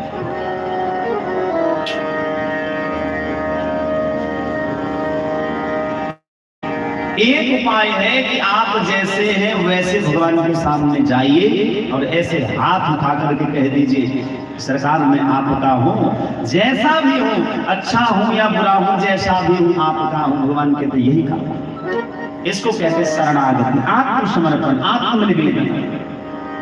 यही नौवीं है। नवमहु एकौ जिनके होय। इस 9 में से एक भी भक्ति का कोई उपासना करता है तो भगवान कहते हैं वो मुझे बहुत प्यारा है। हिरण्यकशिपु को बड़ा क्रोध, गुरुपुत्र को बुला करके बहुत डांटा कि मोर आश्रम चलाते हो, आश्रम में ध्यान नहीं रहता कि कौन विष्णु का गुप्त चलाता है, हमारे बच्चों को विभ्रमित कर रहा है। षण्ड और अमृत जी ने कहा कि देखो महाराज, हम तो नहीं देखते किसी को आते जाते, लेकिन अब की बार खूब शक्ति से इसका पालन करेंगे। एक दिन चले गए बाजार कोई सामान लाने के लिए। उस सहपाठी जो बालक थे ना, वो बैठ गए और प्रहलाद जी से कह रहे हैं कि भैया एक बात बताता, तुम इतनी सुंदर सुंदर बात कहां से सीखे? ये हरि कौन है और किसके बल पर तुम अपने पिता को सामने में जवाब देते हो, जिनके डर से काल भी थर थर कांपता रहता है? प्रहलाद जी ने कहा कि देखो वो हरि है, ये 2 हाथ वाले हैं, जिसका हरि है 1000 हाथ वाला, जिसके हजारों हाथ वाले रक्षक हो, बोला 2 हाथ वाला उसका क्या बिगाड़ेगा? बोले ये हरि कौन है? बोले हरि तो सबके प्राण रक्षक है, प्राणदाता है, जन्मदाता है, सबके पिता। ये ज्ञान तुमको कहां से मिला, किसने सिखाया? प्रहलाद जी ने कहा मतिर्न कृष्णे परतः स्वतोवा मिथो विपद्येत। भगवान में किसी की बुद्धि किसी के कहने से नहीं लगती है, ना स्वयं की इच्छा से लगती है, ना किसी के कहने से उकसाने से लगती है। भगवान में तो बुद्धि उसी की लगती है, या तो जिस पर भगवान की कृपा हो जाए अथवा सद्गुरु की कृपा हो जाए। मतिर्न कृष्णे परतः स्वतोवा, परतो अर्थात किसी और के कहने से, स्वतोवा स्वयं के चाहने से, मतिर्न कृष्णे परतः स्वतोवा मिथो विपद्येत गृहभृतान्। लगता कैसे अति हरि कृपा जाहि पर होई, अति हरि कृपा जाहि पर होई, आनु तेहि अहिपार गशो, आओ तेहि अहिपार गशो। अति हरि कृपा जाहि पर होई, अति हरि कृपा जाहि पर होई, अति हरि कृपा जाहि पर होई, अति हरि कृपा जाहि पर होई,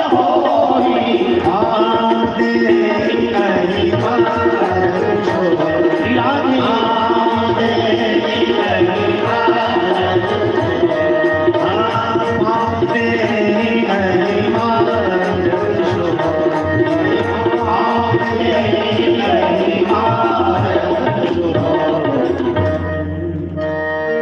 भगवान को वह जानता है जिस पर भगवान की कृपा होती है। जग देखन तुम देख निहारे, विधु हरि शंभु न चाव निहारे, तेऊ न जाने मर्म तुम्हारा, और तुम्हीं को जान निहार। ब्रह्मा विष्णु भी भगवान की लीला को जब समझ नहीं पाते तो भैया हम संसार के लोग खाक समझेंगे।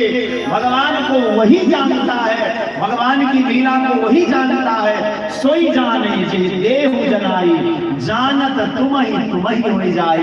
भगवान जिसको जनवाना चाहते हैं, भगवान जिसको अपने चरण तक लाना चाहते हैं, उसी को लाते हैं।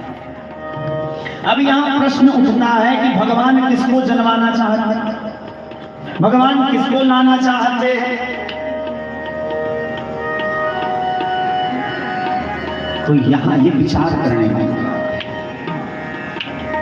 माता पिता का स्वाभाविक प्रेम, यदि मान लीजिए किसी के घर में 5 बच्चे, उन 5 बालकों में माता पिता का स्वाभाविक प्रेम किस बालक के ऊपर अधिक होता है?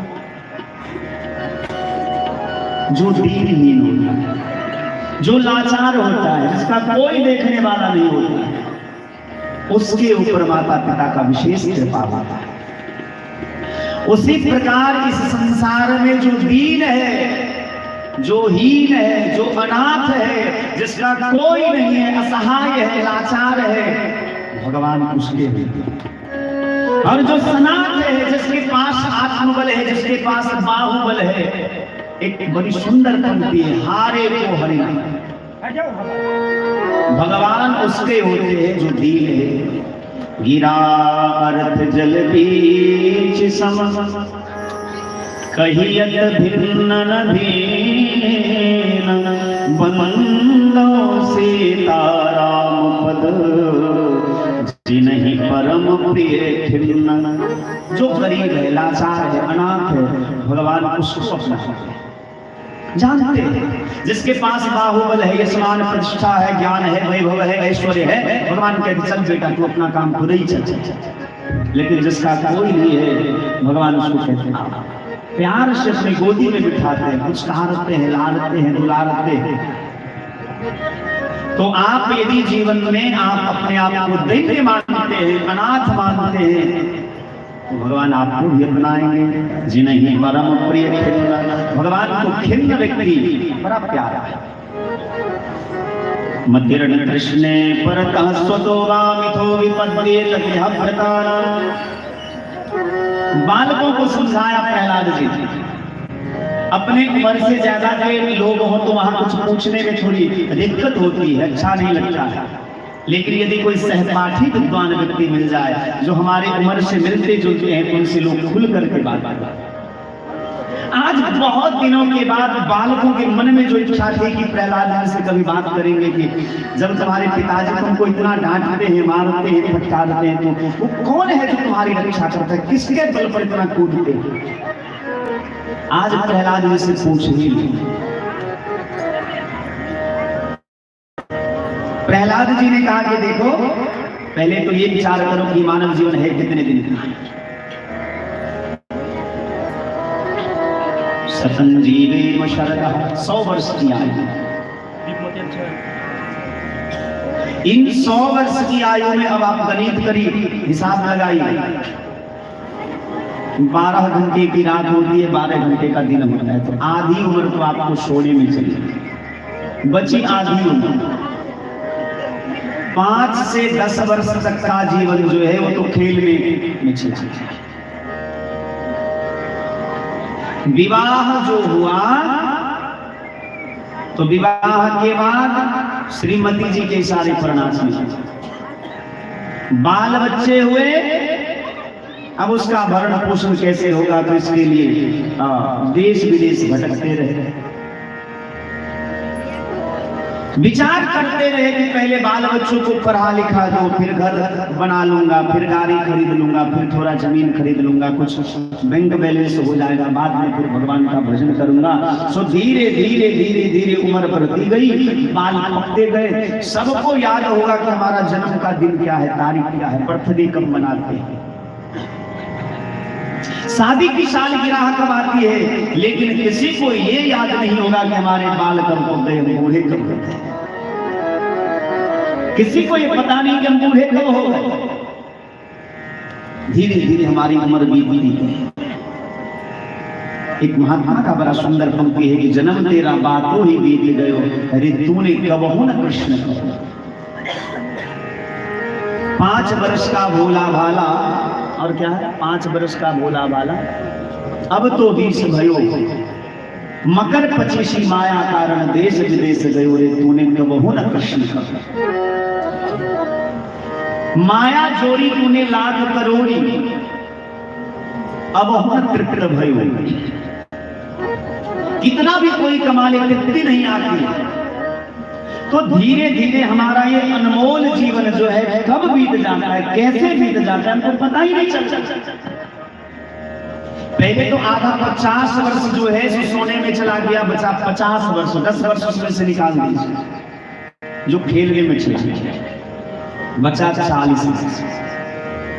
20 वर्ष जो है बाल बच्चों के फेरे में चले गए, बचा कितना 20 वर्ष। 10 वर्ष जवानी रही, तो जवानी में खूब विषय भोग करते रहे, बचा केवल 10 वर्ष। उस 10 वर्ष में भी अनेक प्रकार की कामनाएं रहती, अनेक प्रकार की इच्छाएं रहती है। जितने लोग जीते उसी का हिसाब लगा लीजिए। वस्तुतः यदि विचार किया जाए तो 100 वर्ष जीने वाला व्यक्ति भी, उसके पास भी सही जीवन जीने का जो तरीका है वो केवल 8 से 10 वर्ष का मिलता है। और उन 8-10 वर्षों में भी हम पता नहीं कितने प्रकार के अनगिनत इच्छाओं को अपने मन में रखते। श्री प्रहलाद जी कहते हैं, यन्मयि थुनादि गृह में सुखम हेतुच्छाकंडो यनेन करयोरिव दुःख दुःखम। ये संसार का जो सुख है वो है क्या? तो जैसे किसी को खुजली हो जाए,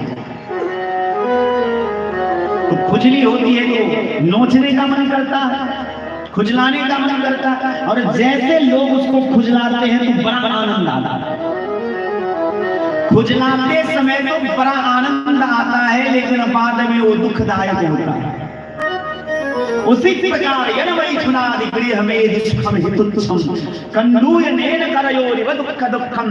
मैथुनादि सुख जो है, पति पत्नी का सुख जो है, संसार का विषय भोग जो है, ये उसी प्रकार से शुरू में तो बड़ा आनंद देता है, बड़ा अच्छा लगता है, जैसे खुजली को खुजलाने में बड़ा अच्छा लगता है, बाद में वो दुख देता है, उसी प्रकार जनमहि धुनाधिरे में विश्व में तुच्छ कंडू यनेन करयोनि वदुख।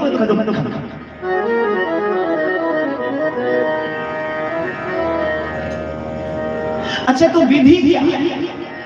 ये सब तो बड़ी लंबी चौड़ी बातें हो गई भैया। संसार छोड़ना इतना आसान तो है? संसार छोड़ना यदि इतना आसान होता अध्यक्ष महोदय, तो ये माया तेरी बहुत कठिन है राम, सब कोई जानते हैं। कितने लोग आज 5 दिन में बाबा जी बन गए हो? आज कथा की 5वीं दिन, कितने लोग बाबा जी बन गए हो? लेकिन एक भी नहीं बने। कोई चलिएगा मेरे साथ? बताओ बताओ कोई। ये बोली भैया आपको तो कोई माया नहीं, आप ही तो बोल रहे। ये महीना वाली यही कहीं से।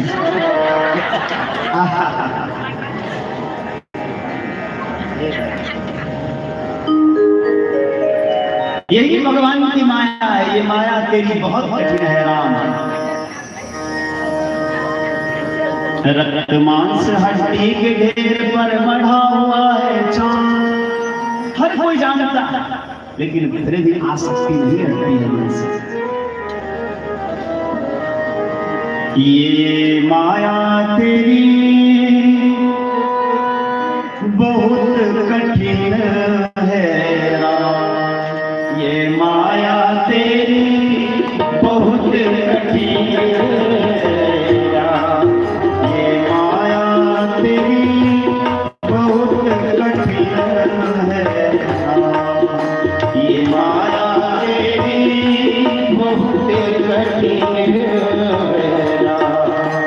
मृत्यु देखता है औरों की रोज सवेरे शाम, मृत्यु देखता है औरों की रोज सवेरे शाम, मृत्यु देखता है औरों की रोज सवेरे शाम, मृत्यु देखता है औरों की रोज सवेरे शाम। भवन बनाता है जैसे, भवन बनाता वैसे जैसे, भवन बनाता ऐसे जैसे, भवन बनाता ऐसे जैसे, हरदम यहाँ ये माया तेरी बहुत कठिन है। ये माया तेरी बहुत कठिन है। ये माया तेरी बहुत कठिन है राम, ये माया तेरी बहुत कठिन है। इस माया में आकर के भी सुख किसको मिलेगा? तो भगवान के भक्त कहते हैं योगेश्वर प्रभु तुम मायापति करुणानिधि है नाम, योगेश्वर प्रभु तुम मायापति करुणानिधि है, योगेश्वर प्रभु तुम मायापति करुणानिधि है नाम, योगेश्वर प्रभु तुम मायापति करुणानिधि है नाम। नाथ निवेरो अपनी माया, नाथ निवेरो अपनी माया, नाथ निवेरो अपनी माया, नाथ निवेरो अपनी माया। नाथ निवेरो माने हे प्रभु हे नाथ, हे करुणा निधान अपनी माया से इसको हटाओ। नाथ निवेरो अपनी माया, नाथ निवेरो अपनी माया, जीव लहे कृष्णा। ये माया तेरी बहुत कठिन है, ये माया तेरी बहुत कठिन है, ये माया तेरी बहुत कठिन है राम, ये माया तेरी बहुत कठिन है राम, ये माया तेरी बहुत कठिन है राम, ये माया तेरी बहुत कठिन है राम। तो भगवान की माया बड़ी यन्मैथुनादिगृहमेधि सुखं हितवत्सं कण्डोयनेन करयोरेव दुःखदुःखं तृप्यन्ति नेहकृपणा बहुदुःखभाजः कण्डोति वन्मनसिजं विषहेत धीरः। भगवान की माया बड़ी अद्भुत है। जानते हुए भी जो धर्म में प्रवृत्त न होने दे, यही भगवान की माया की प्रबलता है। बालकों ने कहा कि वो भगवान कैसे हैं, जरा हमें भी दर्शन कराओ। प्रहलाद जी ने कहा कि उनका दर्शन करने के लिए उनका कीर्तन करना होगा। प्रहलाद जी खड़े हो गए, बाकी के सभी बालक भी खड़े हो गए और ताली बजा बजा करके सुंदर कीर्तन करने लगे। और महाराज ऐसा कीर्तन हुआ कि एक एक बालक मस्त हो गए, छोटे छोटे। और कीर्तन का बड़ा प्रभाव पड़ता है। गुरु पुत्र भी लौट करके आए बाजार से, देखे यहाँ तो बड़ा सुंदर कीर्तन हो रहा है। गए बच्चों को मना करने, जैसे देह में सटे तो उनके देह में भी करंट लगा।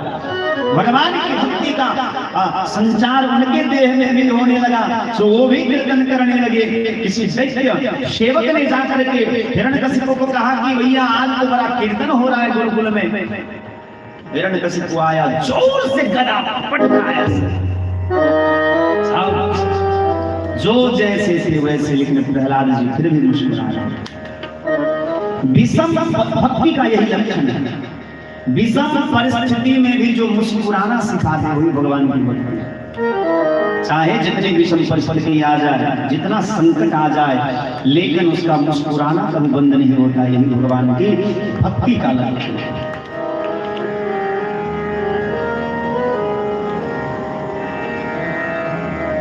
प्रहलाद को पकड़ करके लाया, बांध दिया, समुद्र में फेंका, हाथी से कुचलवाया, जहर पिलाया, विपरीत फल दिया, जहर अमृत बन गया। होलिका आई, जलाने का प्रयास करी, बेचारी खुद ही जल करके भस्म हो गई। जो अपराध भगत कर करई, जो अपराध भगत कर करई, राम रोष पावक सो जगई, राम रोष पावक सो जगई, राम रोष पावक सो जगई, राम रोष पावक सो जगई। जो भगवान के भक्त का अपराध करता है वो भगवान की क्रोधाग्नि में जल करके स्वयं प्राप्त हो जाता है। होलिका जल करके मर गई। प्रहलाद जी को एक खंभे में बांध दिया। हिरण्यकशिपु ने हाथ में गदा लिया। प्रहलाद जी मुस्कुरा रहे हैं। बोले तुम्हें डर नहीं लगता? बोली पिताजी मुझे डर नहीं लगता। क्यों? क्योंकि मुझे तो भगवान दिखाई देते हैं। अच्छा, कहाँ है तुम्हारा भगवान? बोले इस खंभे में है। हिरण्यकशिपु ने कहा कि क्वासो यदि सर्वत्र स्तंभे कश्चन दृश्यते, यदि तुम्हारा भगवान कण कण में है, ईशावास्यमिदं सर्वं श्रुति वाक्य को तुम यदि प्रमाणित मानते हो तो स्तंभे कश्चन दृश्यते, इस स्तंभ में क्यों नहीं दिखाई देता? प्रहलाद जी ने कहा हमको तो दिखाई देते हैं। मुकुर मलिन अरु नयन विहीना, राम रूप देखई के में दीना। भैया यदि आंख में बीमारी और सामने वाला चीज दिखाई ना दे तो इसमें वस्तु का क्या दोष है? आपकी आंख में बीमारी है, हमको तो भगवान इसमें भी दिखाई देते, और पिताजी इसमें ही नहीं आपके आप में भी भगवान दिखाई देते हैं। तुझ में रब दिखता है यारा, मैं क्या करूं? एक मूवी आप लोगों ने देखा सुना होगा, रब ने बना दी जोड़ी। उसी का एक पंक्ति है, तुझ में रब दिखता है यारा मैं क्या करूं, सजदे सर झुकता है यारा मैं क्या करूं। वस्तुतः लोगों को लगता होगा कि किसी बड़े लेखक ने इस गीत को लिखा है, लेकिन मैं तो कहता हूं कि वो सबसे बड़ा चोर था, चोर। हमारे तुलसी बाबा की पंक्ति को उसने चुराया। तुलसी बाबा यही तो कहते हैं कि श्री राम मैं सब जग जानी, करो प्रणाम जोरी जुग पानी। इसी को अलग भाषा में लिख दिया तो लोगों को याद है।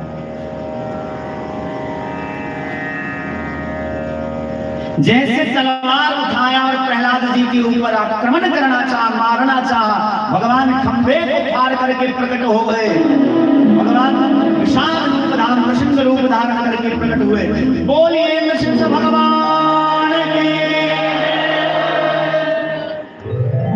आजकल कथा में बड़ी सुंदर प्रथा चली, कथावाचक सब खूब झांकी बनाते। रामावतार आया तो राम जी का श्याम जी का एक जगह कथा हो रही थी, कथावाचक थे बाबा समझे, तो बोले कि आज की कथा जो है हिरण्यकशिपु वाली कथा है, प्रहलाद जी की कथा होगी, भगवान नृसिंह बन करके आएंगे। बोले आज नरसिंह किसको बनाया है? भैया सीताराम बनने के लिए तो सब तैयार हो जाते हैं, आधा जानवर और आधा मनुष्य, ऐसा कौन बने? एक कहावत है, सबसे बुर्बक कौन उलझा। तो गांव में एक बेचारा सूझा बूढ़ा आदमी था, दिन भर काम करता था, शाम को आता था, भर पेट खाता था, सो जाता था, बाकी किसी चीज से कोई मतलब नहीं। 2 4 5 कमेटी के लोगों ने मिलकर के कहा कि भैया आज भगवान की कथा में नरसिंह भगवान के अवतार की कथा आने वाली है, तुम बनोगे? बोले बन जाएंगे, अब आप लोग कह रहे हैं तो बन जाएंगे।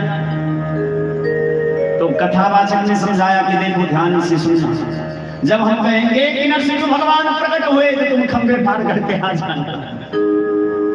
बोले ठीक है, उसको बना करके मूछदारी लगा करके जो है नरसिंह भगवान का जो रूप है वो लगा करके तैयार कर दिया।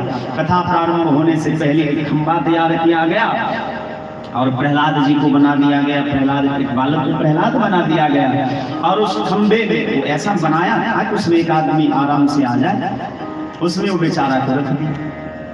कथा थोड़ी लंबी थी, कथा हो रही थी, वो बेचारा दिन भर का थका अंदर जाके सो गए।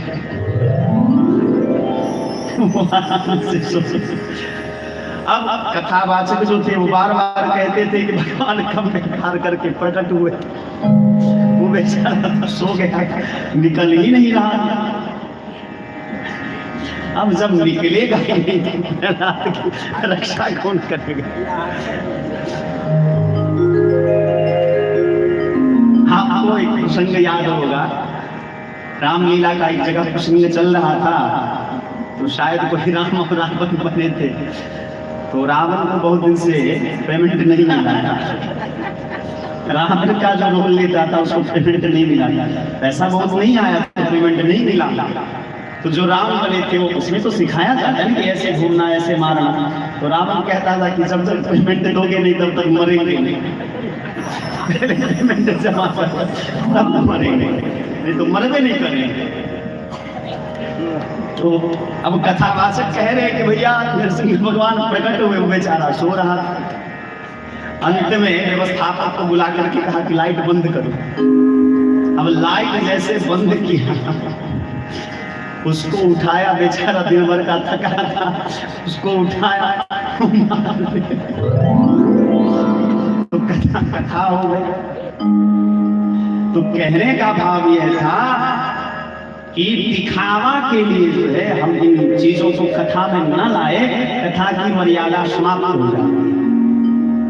भगवान जब प्रकट हुए तो भगवान से किसी ने पूछा कि आप ऐसे प्रकट क्यों हुए? भगवान कहते सत्यम विधातुम निज प्रतिभाषितम, सत्यम विधातुम निज प्रतिभाषितम, मैं ब्रह्मा जी के बातों को सत्य करने के लिए और अपने भक्त की बातों को सत्य करने के लिए इस रूप को धारण किया। अब नृसिंह भगवान को देख करके हिरण्यकशिपु थर थर कांपने लगा, गदा नीचे गिर गया, गिर गया। भगवान ने एक क्षण में ऊपर उठाया, हिरण्यकशिपु पर भराने लगा कि तुम मुझे नहीं मार सकते। भगवान ने कहा कि नहीं मार सकते। बोले ब्रह्मा जी ने आशीर्वाद दिया है, वरदान दिया है कि ना मैं दिन में मरूंगा ना रात में मरूंगा। बोले बेटा इसलिए गोधूली वेला में आया, ना मैं दिन में आया ना रात में आया, गोधूली वेला में आया। ब्रह्मा जी ने वरदान दिया है कि ना ऊपर मरोगे ना नीचे मरोगे। बोले इसीलिए चंदा पर बिठाया। ब्रह्मा जी ने कहा कि ना घर में मरोगे ना बाहर मरोगे। बोले इसलिए दहलीज पर खड़ा, चौखट पर खड़ा। ब्रह्मा जी ने कहा था कि ना मनुष्य के हाथ से मरोगे ना जानवर के हाथ से मरोगे। बोले तुम ऊपर से नीचे तक देख लो, हम दोनों में से कुछ हैं। आधा देह सिंह का है, आधा नर का है, इसलिए तो नरसिंह है। ब्रह्मा जी ने कहा था अस्त्र शस्त्र से नहीं मरोगे। बोले देख लो हाथ कहीं कुछ नहीं। सत्यम विधातुम निज प्रतिभाषितम, ब्रह्मा जी ने कहा था कि 12 महीने में से किसी महीने में नहीं मरोगे। बोले इसीलिए मत मास में आओ, अधिक मास। सत्यम विधातुम निज भक्त भाषितम, अपने भक्त की बात को और ब्रह्मा जी की वाणी को सत्य करने के लिए मैंने यह रूप धारण किया। ब्रह्मा जी के एक एक वरदान को सत्य करते हुए श्री नृसिंह भगवान ने उनके पेट को फाड़ दिया और उसकी आंत को निकाल करके गले में धारण कर लिया। बोले आंत को गले में क्यों धारण किया? इस भाव से कि चाहे ये जितना बड़ा पापी हो, जितनी इसने गाली दी हो, लेकिन मेरा भक्त जो प्रहलाद है वो तो इसी का बेटा है। ये कितना बड़ा पुण्यात्मा है जो इसके द्वारा मेरे भक्त का जन्म हुआ, तो कहीं न कहीं ये भी मेरा बहुत बड़ा भक्त है। इसलिए हिरण्यकशिपु के आंत को भगवान ढूंढने लगे कि कहाँ इसकी आंत में, कहाँ इसके अंदर वो भक्ति थी जिसने प्रहलाद जैसे पुत्र को जन्म दिया। हिरण्यकशिपु मर तो गया, लेकिन भगवान का क्रोध शांत नहीं हुआ। ब्रह्मा जी आए हंस पर सवार होकर के, ब्रह्मा जी स्तुति करने लगे। ऐसे क्रोध की दृष्टि से भगवान ने देखा, बेशर्म कहीं का, वरदान देते समय एक बार भी विचार नहीं करते किसको क्या देना चाहिए, किसको क्या नहीं देना चाहिए, और यहाँ स्तुति करने आए। ब्रह्मा जी डर के मारे शिव जी को लगा कि हम भगवान के बहुत बड़े भक्त हैं। शिव जी बैल पर सवार होकर के गए। जैसे नृसिंह भगवान ने देखा कि शिव जी आए, खूब जोर से डांटे। तो बैल जो था, वृषभ जो था, पूंछ उठाया और ऐसे भागा जो कैलाश पर्वत पे जाके बेचारा शिव। सभी देवता लोग गए लक्ष्मी मैया के पास और लक्ष्मी जी को कहा कि आज भगवान का एक नया रूप देखने को मिलेगा। कराल दृष्टम करवाल चंचल छुरांत जिहि मुकुटी मुकुलवनम स्तब्धोत्कर्ण गिरिकंदराभुत व्याप्तानाशाना समवेद भीषणम। भगवान का इतना कराल दृष्टम, भगवान का विकराल रूप आज तक आपने नहीं देखा होगा। तो लक्ष्मी मैया 16 श्रृंगार करके, लक्ष्मी जी को लगा कि हमने भगवान को मना ही नहीं, 16 श्रृंगार करके, पैर में पैजनियां पहन करके, बाल में गजरे लगा करके, सुंदर काजल लगा करके, 16 श्रृंगार से अलंकृत होकर के आरती का थाल लेकर के आई। जैसे भगवान के स्वरूप को देखा, भगवान ने क्रोध की दृष्टि से देखा। सो लक्ष्मी मैया बेचारी अब तो सारे देवता लोग परेशान हो गए कि अब करें तो क्या करें। विचार करने लगे कि भगवान का क्रोध का कारण क्या है। बीमारी का पता चल जाए तो सही दवाई दी जाती है। भगवान के क्रोध का कारण क्या है? प्रहलाद जी के ऊपर जो इतना अत्याचार हुआ, उनको दुख दिया गया, यही भगवान के क्रोध का कारण है। तो प्रहलाद जी को बुला करके सभी देवताओं ने कहा कि तुम ही जाओ भगवान के क्रोध को शांत करो। प्रहलाद जी छोटे से बालक चलते हैं। जैसे नारायण भगवान ने, नृसिंह भगवान ने देखा कि प्रहलाद जी आ रहे हैं, सुखदेव बाबा कहते हैं स्वपाद मूले पतितं तमर्भकं विलोक्य देवः कृपया परिप्लुतः उत्थाप्य तच्छीर्ष्य दधात् कराम्बुजं कालाहि वित्रसतधियां कृता भय। स्वपाद मूले पतितं तमर्भकं, स्वपाद मूले प्रहलाद जी आए और भगवान नृसिंह के चरणों में अपना शीश झुका दिया। स्वपाद मूले पतितम, अपने चरण में गिरते हुए प्रहलाद जी को तम अरभकम, उस बालक मतलब प्रहलाद जी को देखा। विलोक्य देव कृपया परिप्लुतः, जैसे गाय अपने बछड़े को चाट चाट करके बड़ा लार दुलार करती है, ऐसे नृसिंह भगवान ने भी स्वपाद मूले पतितं तमर्भकं विलोक्य देवः कृपया परिप्लुतः, बड़े आनंदित हुए। उत्थाप्य तच्छीर्ष्य दधात कराम्बुजं, प्रहलाद जी को भगवान नृसिंह ने उठाया, तच्छीर्ष्य उसके सिर पर, उनके सिर पर कराम्बुजं कर कमल रखा। कालाहि वित्रसतधियां कृता भय, हृदय से लगाया। सत्करस्पर्शधुताखिला शुभ सपद्यभिगत परात्मदर्शनः तत्पादपद्मं हृदि निर्भितो दधो हृष्यतनः क्लिन्नगस्त्रुलोचनः। और भगवान के नेत्र से झरझर आंसू बह गए।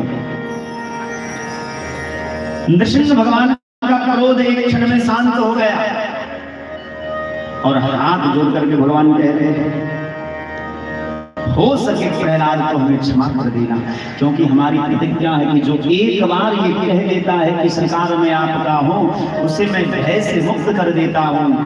लेकिन तुम्हारे ऊपर इतना अत्याचार हुआ, तुम्हें इतना कष्ट सहना पड़ा और हमने आने में देरी कर दी, हो सके तो मुझे माफ कर देना। प्रहलाद जी कहते, वाह प्रभु। ब्रह्मादयः सुरगणा मुनयो तत्सिद्धाः सत्त्वैकतानमतयो वचसां प्रवाहे नाराधितं पुरुगुणैरधुनापि पिप्रोः किं तोष्टुमर्हति समे हरिरोग्रजाते। आपने तो बहुत सुंदर कहा कि मुझे क्षमा कर देना, लेकिन हमको ये बताइए कि आपके सबसे प्रिय कौन है? ब्रह्मा जी, क्योंकि सबसे जेठ बालक ब्रह्मा जी। आपकी प्राण वल्लभा लक्ष्मी मैया, लेकिन क्या कभी आपने ब्रह्मा जी को इस प्रकार से गोद में बिठाया है? अथवा कभी ब्रह्मा जी को अपने गोदी में बिठा करके अपना करांकुज उनके सिर पर आपने रखा है? या कभी आपने जिस प्रकार से अपनी जिह्वा से चाट करके आपने मेरा लाड़ प्यार किया है, आपने कभी अपने ब्रह्मा जी को गोदी में बिठा करके उनको चाटा? ये सौभाग्य तो सरकार मुझदास प्रहलाद को ही प्राप्त है। प्रहलाद जी से पूछा भगवान ने, तुम्हें डर नहीं लगा? लक्ष्मी डर करके भाग गई, ब्रह्मा जी डर करके भाग गए, शंकर डर करके भाग गए, सभी देवता डर करके भाग गए, तुम्हें डर नहीं लगा? प्रहलाद जी ने कहा कि सरकार कैसी बात करते हो? जब कोई सिंहनी किसी जंगल में दहाड़ती है, गर्जना करती है, तो बाकी जानवर जो होते हैं डर करके भाग जाते हैं, पर उसका बच्चा जो होता है वो तो दौड़ के आके अपनी माँ की गोद में खेलने लगता है।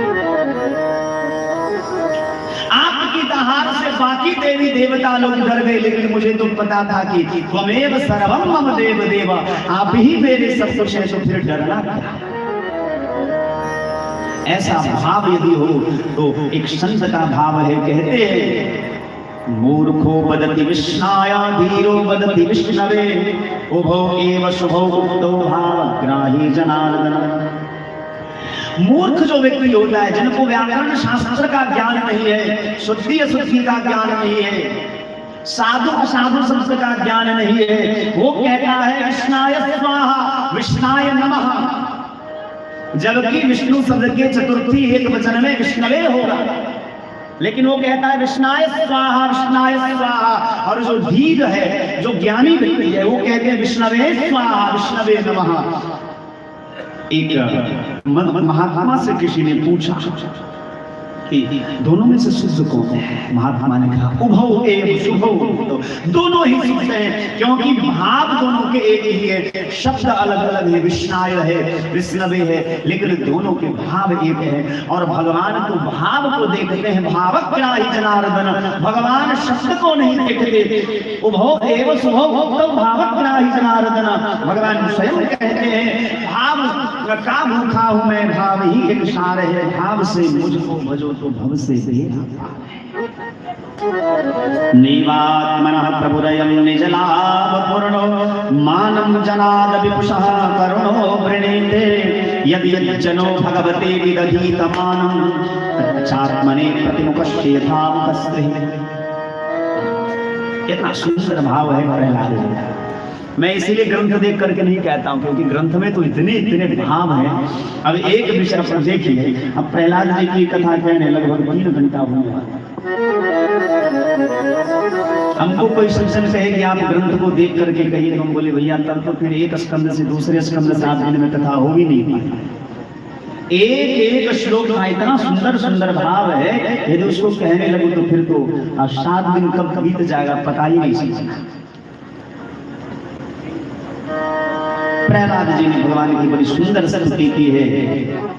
आहं रजः प्रभव ईश तमोदिकेऽस्मिन् जातः सुरेतरकुले क्वतवान् कंपा न ब्रह्मणो न तु भवश्च न वै रमाया यन्मेर्पितः शिरसि पद्मकरः प्रसाद। देखिए सुखदेव जी प्रहलाद जी स्वयं कहते हैं आहं रजः प्रभव ईश तमोदिकेऽस्मिन् जातः सुरेतरकुले क्वतवान् कंपा। मैं दैत्य का दैत्य बालक हूं, लेकिन आपने जो सुख मुझे दिया ना ब्रह्मणु मतलब ब्रह्मा जी को नहीं दिया, न तो भवस्य, भव माने भगवान शिव। फिर बारिश हो रही है नहीं हो गई, सब म्यूजिक न ब्रह्मणो न तो भवस्य न वै रमाया। न आपने लक्ष्मी जी को वो सुख दिया, यन मेरे पिता शिरसि पद्मकरः प्रसादः। जो प्रसाद आपने मुझे प्रदान किया वो प्रसाद आज तक आपने किसी को नहीं दिया। भगवान कहते हैं प्रहलाद मुझसे कुछ वरदान मांगना है तो मांगो। आ जाइए जाइए, जिनको जाना है जाइए। अब तो भैया आज भी भगवान कृष्ण का जन्म नहीं होगा।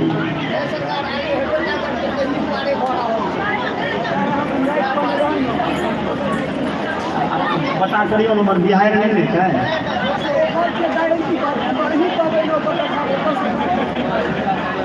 चलिए कोई बात नहीं, जब तक ठीक ठाक समय है तब तक कहते हैं, बाकी यदि ऐसा हुआ तो जल्दी से आरती करें। प्रहलाद भद्र भद्रम ते पीतो हम ते सुरुत्तमा परम प्रणीष्व भीमतम काम चोरोस्महेन्द्रणा। प्रहलाद जी को भगवान विष्णु ने कहा कि वरदान मांगो। प्रहलाद जी ने कहा कि इस प्रकार वरदान मांग करके छोटा क्यों बनाना चाहते हो? मैं अगर मांगू तुझे कुछ ना देना मुझे, वरना आशिक नहीं मजदूर हो जाऊंगा। श्री बिंदु गोस्वामी जी ने कहा कि नहीं नहीं, मुझे यदि कभी मांगने की इच्छा भी हो तो मत देना। रहीम जी का आप सबने नाम सुना होगा, उनके यहाँ रोज लोग मांगने जाते थे। रहीम जी के घर में जो होता था दे देते थे, लेकिन जब वो देते थे ना तो आंखें झुका लेते थे, उनकी आंखें झुक जाती थी। रहीम जी से किसी ने पूछा कि आप आंख क्यों झुका लेते हैं? रहीम जी ने कहा देनहार कोई और है, भेजत है दिन में लोग भरम हम पर करे का सोनी से। लोग हम पर भरम करते हैं कि मैं दाता हूं, लेकिन दाता तो एक राम जी है, बाकी सारी दुनिया भिखारी। देने वाले तो एक राम जी। प्रहलाद जी ने कहा कि यदि आशीष में कामान वरांस्त्वं वरदर्शभा कामानां हृदय संरोहं भवतोस्तु प्रणयवरम। यदि देना चाहते हैं, अच्छा एक प्रश्न के बाद विश्राम कर दीजिए। यदि आशीष में कामान वरांस्त्वं वरदर्शभा कामानां हृदय संरोहं भवतोस्तु प्रणयवरम। छोटकी जया जया हो जाते हैं वर्षा लौट गई गाही नहीं सकता। वही दिन ना छोटकी को मैं फोन के नहीं कह दिए तो वही दिन रहे तो वो दिन बारिश हुई कि कहलक जे आइयो रे हम आइयो तो बारिश हुआ के ना। हाँ शायद ये भगवान के कृपे बुझी। राम बाबू जी ओतऽ के लिए वो ठाम बारिश हुई, राम कुमार जी ओतऽ कथा भेल महेंद्र बाबू ठाम वो ठाम बारिश हुई। एहि ठाम देखबे के लिए आ मंदिर पर हनुमान जी के सुनले छै बहुत ठाम छै से भय आ पहिने से समेट के तैयार छै ना। ठीक छै, देखियो न कनी नहीं है शायद प्रहलाद जी ने भगवान से कहा कि यदि आशीष में कामान वरांस्त्वं वरदर्शभा कामानां हृदय संरोहं भवतोस्तु प्रणयवरम। यदि देना चाहते हैं तो सरकार अवश्य एक वरदान दीजिए कि आपसे कभी कुछ मांगने की इच्छा नहीं। भगवान ने कहा चलिए बहुत बढ़िया। प्रहलाद जी ने कहा कि यदि आप फिर भी कुछ देना चाहते हैं एक बात, एक वचन दी। मेरे पिता ने आपके लिए बहुत उल्टा सीधा सोचा है, उल्टा सीधा काम किया है, उनको नरक में मत भेजिएगा, नहीं तो लोग क्या कहेंगे कि बेटा भगवान का भक्त था और उसका बाप नरक में चला गया। भगवान कहते हैं त्रिसप्तधी पिता पुत्रः पितृभिः सहतेन भव यत् साधुः गृहे जातो भवान् वै कुलपावनः। भगवान वही कुल पावन है। प्रहलाद जिसके घर में आपके जैसे वैष्णव का जन्म होता है, कुल पावन, उसका कुल पवित्र हो जाता है। त्रिसप्तधी, 7 को 3 से गुना करिएगा तो कितना होगा पंडित जी? 12। त्रिसप्तधी पिता पुत्रः। बाबा भगवान कहते हैं त्रिसप्तभी पिता पुत्रः पितृभिः सहतेन भव। आपके जैसे वैष्णव जिसके परिवार में जन्म लेते हैं उसकी 21 पीढ़ी खानदान उसके पितर कर जाते। भवान वै कुल पावन यत् साधुः गृहे जाते। आपके जैसे साधु पुरुष, आपके जैसे वैष्णव का जन्म जिसके घर में होता है, जिस कुल खानदान में होता है, भवान वै कुल पावन, वह पवित्र हो जाता है। यत्र यत्र च मद्भक्ता प्रशान्ताः संदर्शिनः साधवः समुदाचारास्ते पूरयन्ति कीकटाः। कीकट प्रदेश के बारे में बताया, एकदम निर्जन वन प्रदेश हो जहाँ कोई धर्मात्मा न रहता हो, लेकिन यत्र यत्र च मद्भक्ताः, भगवान कहते जहाँ जहाँ मेरे भक्त के चरण जाते हैं, प्रशान्ताः समदर्शिनः, समदर्शी भक्त निरपेक्ष महात्मा जो होते हैं, साधवः समुदाचारास्ते पूरयन्ति कीकटाः। अच्छा पंडित जी अब बताइए तो प्रशांत भक्त भगवान के कौन से? पूरे श्रीमद् भागवत महापुराण में प्रशांत की उपमा किसको दी गई? भगवान नारायण को तो शांताकारं भुजगशयनं पद्मनाभं सुरेशं शांताकार की उपमा दी गई। भगवान के ऐसे कौन भक्त हैं जिनको प्रशांत कहा गया? सुदामा जी के सुदामा जी के विषय में बहुत बहुत धन्यवाद। प्रशांत आत्मा जितेंद्र लिखा है कृष्णस्य सखा कश्चित् ब्रह्मणो ब्रह्मविदमः विरक्तः इंद्रियार्थेषु प्रशांतात्मा जितेंद्रियः।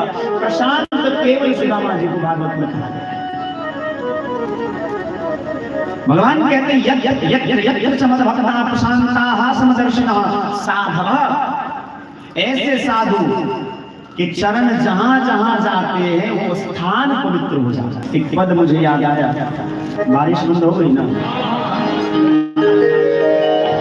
चलिए एक पद आपको सुनाते हैं, फिर आगे के प्रसंग को हम अब समय सीमा को ध्यान में रखते हुए आगे बढ़ाएंगे।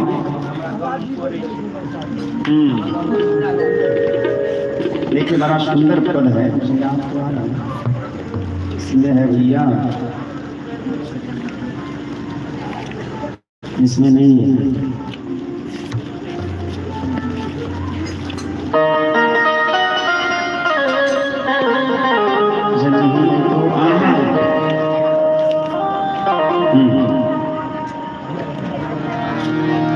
घनश्याम तेरे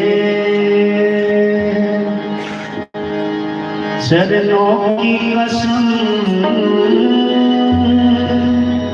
हम तुमसे मोहब्बत कर बैठे। श्याम तेरे चरणों की कसम हम तुमसे मोहब्बत कर बैठे। घनश्याम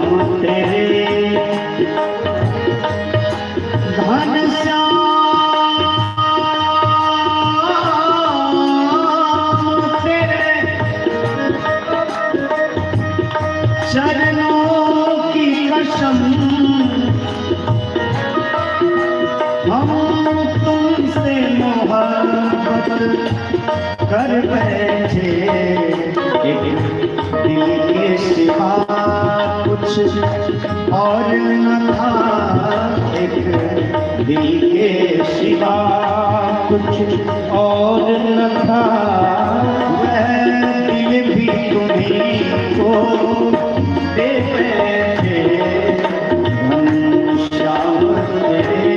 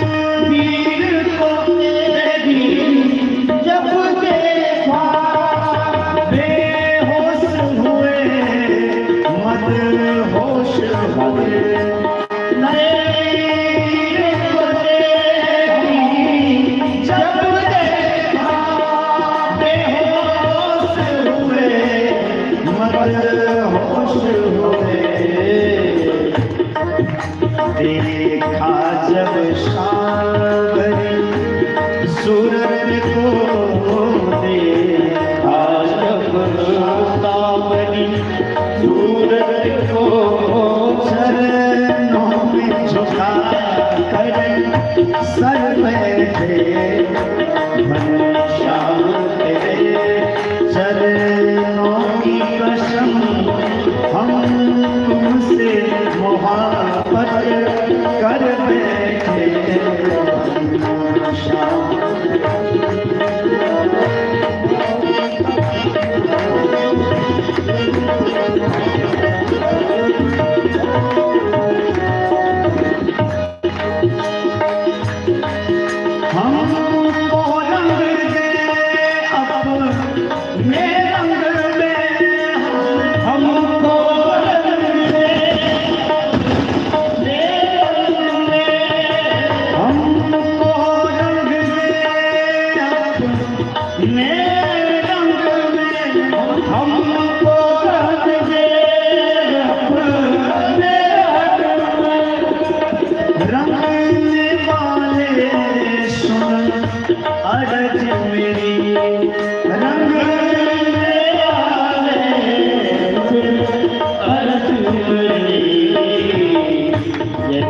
कुछ खोया भी कुछ पाया भी कुछ खोया भी कुछ पाया भी तेरे नाम चर्चा कर बैठे मैं श्याम तेरे चरणों की कसम हम तुमसे मोहब्बत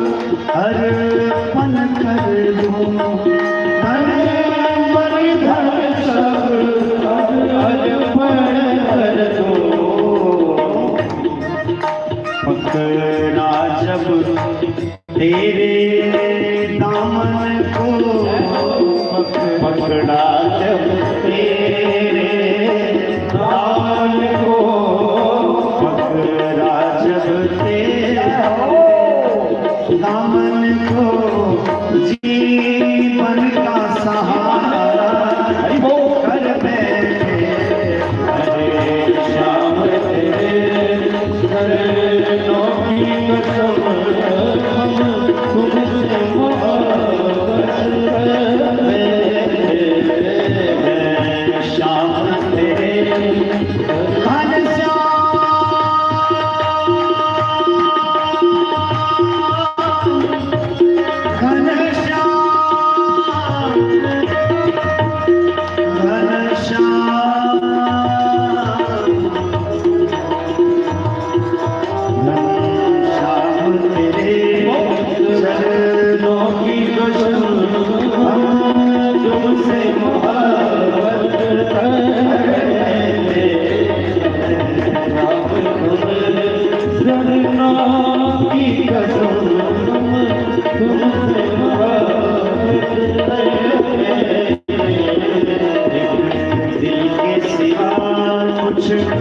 और न था दिल के सिवा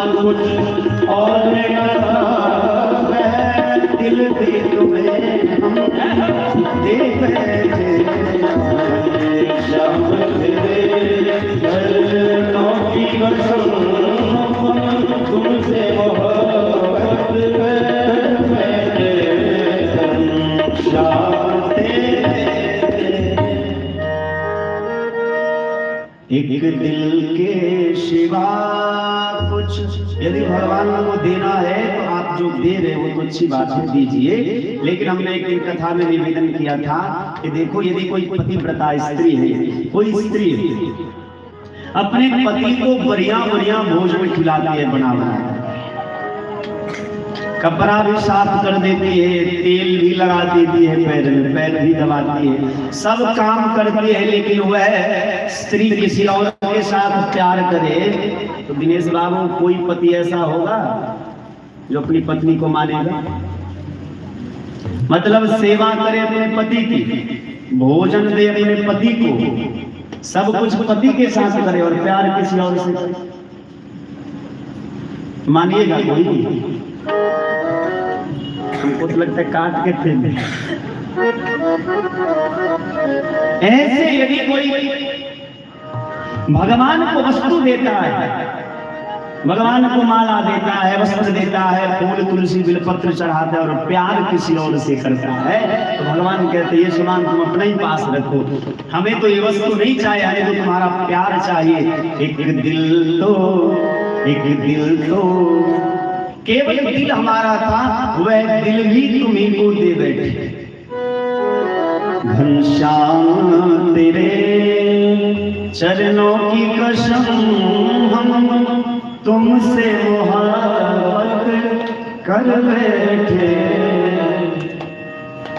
एक दिल के सिवा कुछ और न था, वह दिल भी तुम्हें हम दे बैठे। भगवान कहते यत्र यत्र च मद्भक्ता प्रशांताः समदर्शिनः, ऐसे प्रशांत भक्त जहाँ जहाँ जाते हैं वह स्थान बड़ा पवित्र हो जाता है। ब्रह्मा जी ने भगवान की बड़ी सुंदर स्तुति की है। नृसिंह भगवान ने कहा मय्यम वरोसुराणां ते प्रदेयः पद्म संभव वरम क्रूर निसर्गानां महीनां व्रतम यथा। ब्रह्मा जी को भगवान ने आशीर्वाद दिया है, सभी देवताओं को भगवान ने वचन दिया, आशीर्वाद दिया। भगवान प्रहलाद जी भगवान से इस प्रकार से संस्कार करके भगवान की आज्ञा पा करके आगे जो है वर्णाश्रम धर्म की व्यवस्था बताई है। परीक्षित जी महाराज एकदम प्रसन्न हो गए। सरकार अब पता चला कि भगवान का वास्तव में समदर्शी नाम है। भगवान दैत्यों के ऊपर भी स्नेह वर्षण करते हैं और देवताओं के ऊपर भी स्नेह बरसाते हैं। आगे वर्णाश्रम धर्म की व्यवस्था बताई है। 4 प्रकार के वर्ण हैं। चातुर्वर्ण्यम मया सृष्टम गुण कर्म विभागसः। 4 प्रकार के वर्ण है, ब्राह्मण क्षत्रिय वैश्य और शूद्र, और चारों वर्णों के धर्म कर्म अलग अलग है तो बड़ा विस्तार से, लेकिन हम कल थोड़ी चर्चा करेंगे। आज चूंकि भगवान कृष्ण का जन्मोत्सव मनाना है, ब्रह्मचारी का क्या नियम है, गृहस्थ का क्या धर्म है।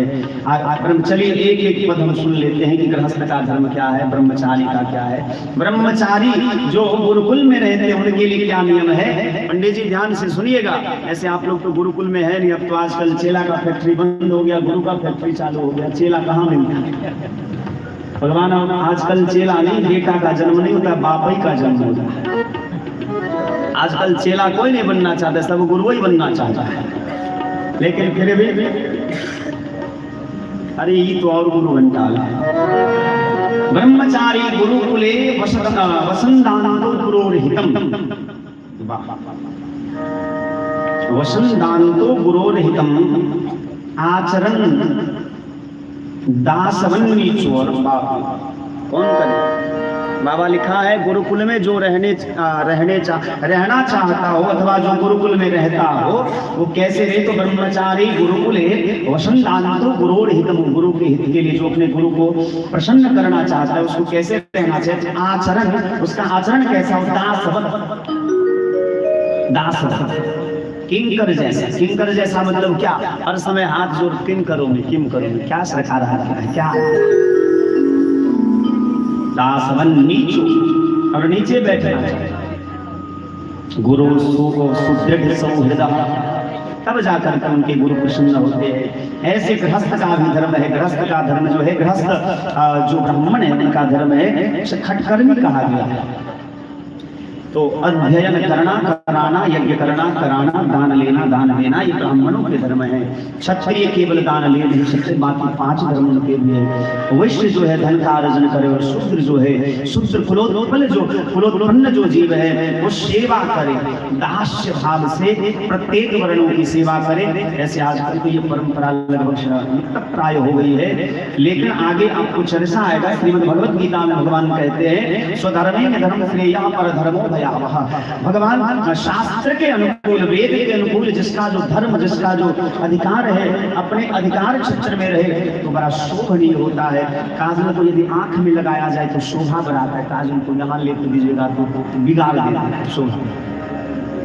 जिसका जो स्थान है वो अपने स्थान पर ही सुशोभित होता है। पश्चाम धनेनाम क्लेशम बुद्धानाम जितात्मनाम भयाद निद्राणाम सर्वतो भी विशुंकणाम। और देख कहते हैं कि अर्जन कितना करना चाहिए, जीवन में अर्जन कितना करना चाहिए तो जिससे जीवन यापन हो। गुंजते तो हम पापम ये पचन्त्यात्म कारणात्। जो प्रयोजन से ज्यादा अर्जन करता है मानो पाप खाता है।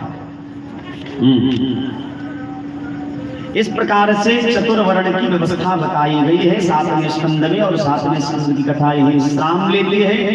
8वें स्कंद में भगवान श्री सुखदेव गजग्राह संवाद की कथा बताते हैं। यत् हरेर जन्म कर्माणि च महीषा गृह्णन्ति कवयो ब्रह्मस्थानि नोवद शृण्वताम्। परीक्षित जी महाराज ने कहा कि सरकार आप भगवान हरि के अवतार की कथा हमें सुनाइए। भगवान सुखदेव कहते आसीद गिरिवरो राजा त्रिकूट इति विस्तृतः क्षीरो देना भृतः श्रीमान्यो जनायुतमुत्सितः। एक त्रिकूट नाम का पर्वत है, उस पर्वत पर गजराज गजेंद्र रहते हैं। अपने परिवार बच्चों के साथ एक बार क्रीड़ा करने की इच्छा ही सरोवर में गए और सरोवर में स्नान करने, स्नान करते करते जल क्रीड़ा करने लगे। पंडित जी पाठ हो गया पूरा? कहाँ तक हो गया? धन्यवाद।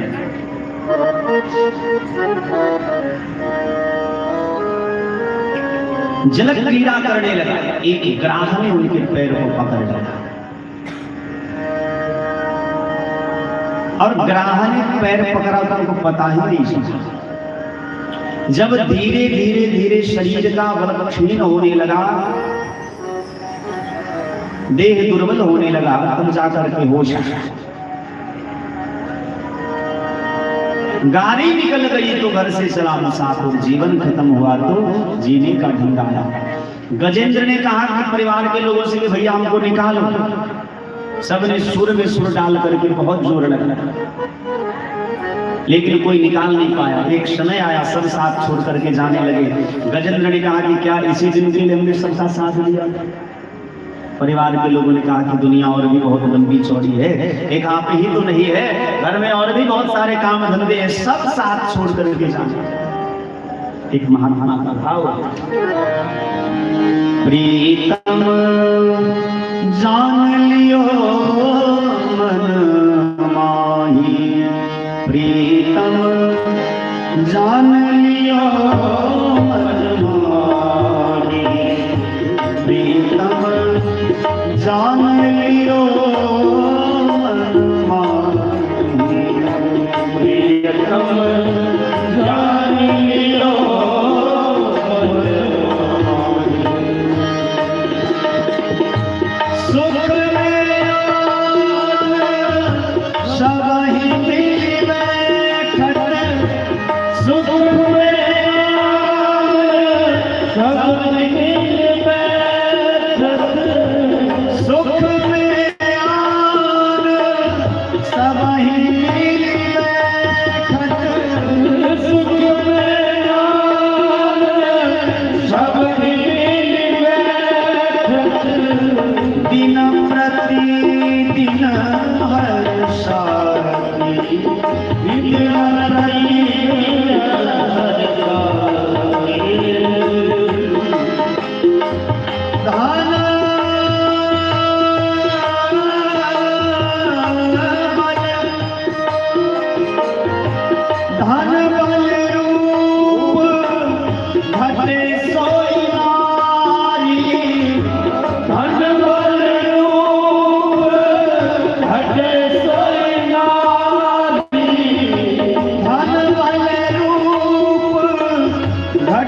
सोई नारी धन बल रूप घटे सोई नारी कलह करत दिन राति कलह करत दिन राति प्रीतम जान लियो मन मारी प्रीतम जान लियो प्रीतम जान लियो मन मारी प्रीतम जान लियो मन मारी। गजेंद्र को ज्ञान हो गया, ज्ञान होता था जब कोई व्यक्ति समाज में परिवार में मरता है तो भी ज्ञान होता है। राम नाम सत्य है सबका यही तत्व है। कई लोग तो कहते हैं राम नाम सत्य है मुर्दा जबरदस्त है। ऐसा भी कहते हैं राम नाम सत्य है मुर्दा जबरदस्त है। तो ज्ञान तो उस समय में भी होता है। मृत्यु देखता और मृत्यु देखता है और उनकी रोज सवेरे जलते हुए लोगों को देख करके हर एक व्यक्ति के हृदय में एक क्षण के लिए भाव जरूर आता है कि दुनिया इसी का नाम देखो बेचारा ने क्या नहीं किया। जब जाने लगा तो खाली हाथ आया था, खाली हाथ चला गया, लेकिन फिर आया घर में, फिर से वही दिन, फिर से वही रात, फिर से वही माया। तीन अवस्था में प्रत्येक व्यक्ति को वैराग्य होता है। एक जलते हुए किसी को देख करके, दूसरा सहवास के उपरांत, संभोग के उपरांत जो है प्रत्येक व्यक्ति को वैराग्य होता है। और एक तीसरा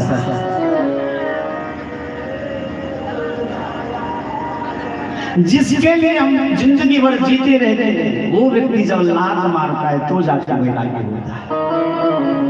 जिसके लिए अपना अमूल्य जीवन हम बिता देते हैं, जिसके पीछे पीछे रोते रहते हैं, हाय रे हाय रे हाय रे, वो जब लात मारता है तब जाकर के सच्चा वैराग्य होता है। आज गजेंद्र को भी सच्चा वैराग्य हुआ, क्योंकि जिस परिवार के लिए उसने प्यार नहीं किया, वह परिवार के लोग जब साथ छोड़ दिए तो वैराग्य जगा। लेकिन आज से पहले कभी सत्संग नहीं किया था तो ज्ञान तो था नहीं, लेकिन पूर्व जन्म का संस्कार था। भगवान को प्रार्थना करके बुलाने लगा, ओम नमो भगवते तस्मै एतच्चिदात्मकं पुरुषाय दिवीजाय परेशाय विधीमहि यस्मिन् नितं यतश्चेतं येन इदं च इदं स्वयं योऽस्मात् परस्मात् च परस्तं प्रपद्ये स्वयं। यह स्वात्मनीदं निजमाययात्मिकं क्वचित् त्रिभागं क्वचित् तिरोहितं पवित्रं साक्षुभयं तदिक्षते स आत्ममूलो भूत्वाम परात्परः।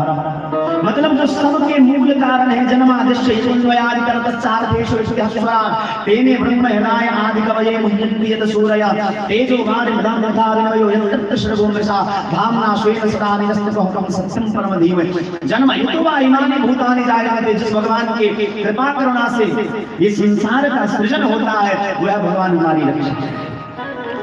भगवान गरुड़ पर सवार होकर के आते हैं। नमो नमस्ते अखिल कारणाय निष्कारणाय कारणाय सर्वागमनाय महार्णवाय नमो भवरगाय परायणाय नमो नमस्ते मसंयव्यं सत्सत्रयाखिल गुणनिदाय प्रपन्नाराय दुरन्तशय कचिन्द्राय वाप्यवर्तमने। अनेक प्रकार से गजेंद्र ने भगवान की स्तुति की। भगवान गरुड़ पर सवार होकर के आगे हरि अवतार लेते हैं। ठाकुर जी का नाम हरि। हम नारायण को जो हरि कहते हैं, गजेंद्र के कारण ही भगवान ने हरि का रूप धारण किया। एक महात्मा का भाव है, गजेंद्र का पैर खींचते खींचते खींचते ग्राह ने पूरे पानी में डुबा दिया, केवल आंख बच गई। देखा कोई चतुर्भुज रूप धारण करके मेरी ओर आ रहा है मेरी रक्षा करने के लिए। एक कमल का पुष्प सामने था, सूर्य से उस कमल के पुष्प को उखाड़ा और वहीं से भगवान को प्रेम पूर्वक चढ़ा दिया। भगवान ने वहीं से सुदर्शन चक्र चलाया, ग्राह का छेदन हुआ और भगवान का नाम आजान बाहु है। भगवान ने अपने हाथ को आगे बढ़ाया और जिस सुर में सुर डाल करके परिवार के लोगों ने पानी से बचाने का प्रयास किया, बचा नहीं पाया, उसी सुर में भगवान ने अपना हाथ डाला और सीधे ऊपर कर दिया। मतलब इशारे में कहना चाहते हैं, जब दुनिया का सहारा हट जाता है तभी भगवान सहारा बनते हैं। भगवान से किसी ने पूछा कि एक बात बताओ, उतारा तो आपको गजेंद्र ने था, अपने ग्राह का पहले उद्धार क्यों किया? भगवान कहते हैं कि देखो भैया, हम अपने दास का उद्धार तो करते हैं जो हमारे भक्त हैं, लेकिन मेरे जो भक्त के भक्त होते हैं उसका उद्धार मैं पहले करता हूँ। मेरा भक्त हुआ गजेंद्र और गजेंद्र का पैर पकड़ा था ग्राह ने, इसलिए मैंने पहले ग्राह का उद्धार किया, फिर गजेंद्र का उद्धार किया। इसी को कहते हैं दासाम दासो भवितासी भूजा। सरकार में आपके दासों का दास हो जाओ, यह आशीर्वाद दीजिए। कभी कभी पैर पकड़ना भी हमारा कल्याण का कारण बन जाता है। हू नाम के गंधर्व, कोई ब्राह्मण महात्मा स्नान कर रहे थे जल में, हू नाम के गंधर्व गए और जल के अंदर महात्मा के पैर पकड़ लिए। महात्मा डर गए, महात्मा ने श्राप दिया कि पैर पकड़ने का बहुत शौक है, जाओ श्राप देता हो मगरमच्छ बन जाओ। पैर पकड़ लिया, सरकार बड़ी गलती हो गई। बोले कोई नहीं, गलती हुआ, देखो महात्मा का श्राप नहीं आशीर्वाद बन जाता है। ऐसे तुम पैर पकड़ते रहना, किसी एक ऐसे का पैर पकड़ोगे जो तुम्हारा उद्धार हो जाएगा। वही हू नाम का गंधर्व गजेंद्र का हाथ पैर पकड़ा और भगवान के द्वारा उसका उद्धार हुआ। आगे कथा को बनाते भगवान सुखदेव कहते हैं, एक बार दुर्वासा ऋषि वैकुंठ से आ रहे थे, भगवान ने अपने गले की माला दी थी दुर्वासा ऋषि को। रास्ते में इंद्र मिले, इंद्र को वह माला प्रदान किया। इंद्र ने उस माला का तिरस्कार किया। ध्यान से सुनिए, ध्यान से नहीं सुनिएगा तो कथा का आनंद नहीं आया। इंद्र ने उस माला का तिरस्कार किया, माला लेकर के गजेंद्र के सिर पर रख दिया। गजेंद्र ने ऐरावत हाथी ने क्या किया, सूर्य से उस माला को पकड़ा, नीचे गिराया और कुचल दिया। भगवान और महात्मा के द्वारा दिए गए माला का अपमान हुआ, इसलिए देवता लोग श्रीहीन हो गए। उनकी लक्ष्मी समुद्र में जाकर के सारा धन वैभव यश मान प्रतिष्ठा सब चला। अब तो भगवान नारायण की शरण में गए। नारायण भगवान ने कहा कि समुद्र मंथन होगा, तब आपका श्री जो है वैभव जो है वापस मिलेगा। मंदराचल पर्वत को मथनी बनाया, वासुकी नाग को रस्सी बनाया। देवता और दैत्य मिलकर के उस समुद्र में ले जा करके उस मंदराचल पर्वत को मथनी बना करके मथने लगे। भगवान नारायण कच्छप का कछुए का रूप धारण करके मंदराचल पर्वत को अपने पीठ पर धारण किया। सबसे पहले हालाहल नाम का विष निकला। उस हालाहल नाम के विष को लेकर के भगवान शिव ने पान किया। और तुलसी बाबा मानस में लिखते हैं, जरद सकल सुरवृंद विषम गर्भ जहि पान किए, तेहि न भजस मन मंद को कृपाल शंकर सरिषा। भोले बाबा ने सारे संसार को बचा लिया जलने से। जरद सकल सुरवृंद विषम गर्भ जहि पान किए, तेहि न भजसि मन मंद को कृपाल शंकर सरिषा। आगे और भी बहुत सारे रत्न निकले। लक्ष्मी मैया का विवाह नारायण के साथ वह कौस्तुभ मणि को धारण किया। ऐरावत हाथी को इंद्र ने धारण किया। उच्चैश्रवा घोड़ा को दैत्य राजा बलि ने धारण किया। वारुणी को दैत्यों ने धारण किया। अंत में जब धन्वंतरी अमृत का कलश लेकर के प्रकट हुए, दैत्य लोग अमृत का कलश लेकर के भाग गए। अब तो देवता लोग चिल्लाने लगे, सरकार जिस काम के लिए हमने ये किया था वो तो अब हुआ नहीं। भगवान ने कहा कि चिंता मत करो, जो मेरी शरण में आता है उसका गया हुआ धन भी वापस चला आता है। भले दैत्य लोग अमृत लेकर के चले गए, तुम मेरी शरण में आए हो तो गई बहोर गरीब निवाजो सरल सबल साहिब रघुराजो। मेरी शरण में जो रहते हैं उसका गया हुआ धन भी वापस चला आता है। भगवान मोहिनी रूप धारण किए और मोहिनी रूप धारण करके दैत्यों को छल करके भगवान ने देवताओं को अमृत पिलाया। उसी दैत्य में से एक स्वरभानु नाम के दैत्य थे, उसने भी छल करके थोड़ा अमृत पी लिया था। भगवान नारायण ने सुदर्शन चक्र से उनका शिरोच्छेदन किया। वही राहु और केतु बने। उन राहु केतु को आज भी सूर्य और चंद्रमा समय आने पर ग्रास बना लेते हैं। भगवान ने देवताओं को अमृत पिला करके स्वस्थ कर दिया। देवासुर संग्राम हुआ, दैत्य मारे गए। दैत्य गुरु शुक्राचार्य ने संजीवनी विद्या के बल पर दैत्यों को पुनः बल प्रदान किया, जीवित किया। और एक बार सुंदर रथ का निर्माण करके पुनः देखते राजबलि ने स्वर्ग पर आक्रमण किया और देवताओं को मार करके भगा दिया। तो अदिति मैया गई कश्यप ऋषि के पास और कश्यप जी से निवेदन किया कि मेरे पुत्र दर बदर भटक रहे हैं, उनका कुछ उपाय करिए, उनको पुनः उनका गया हुआ धन वापस आ जाए।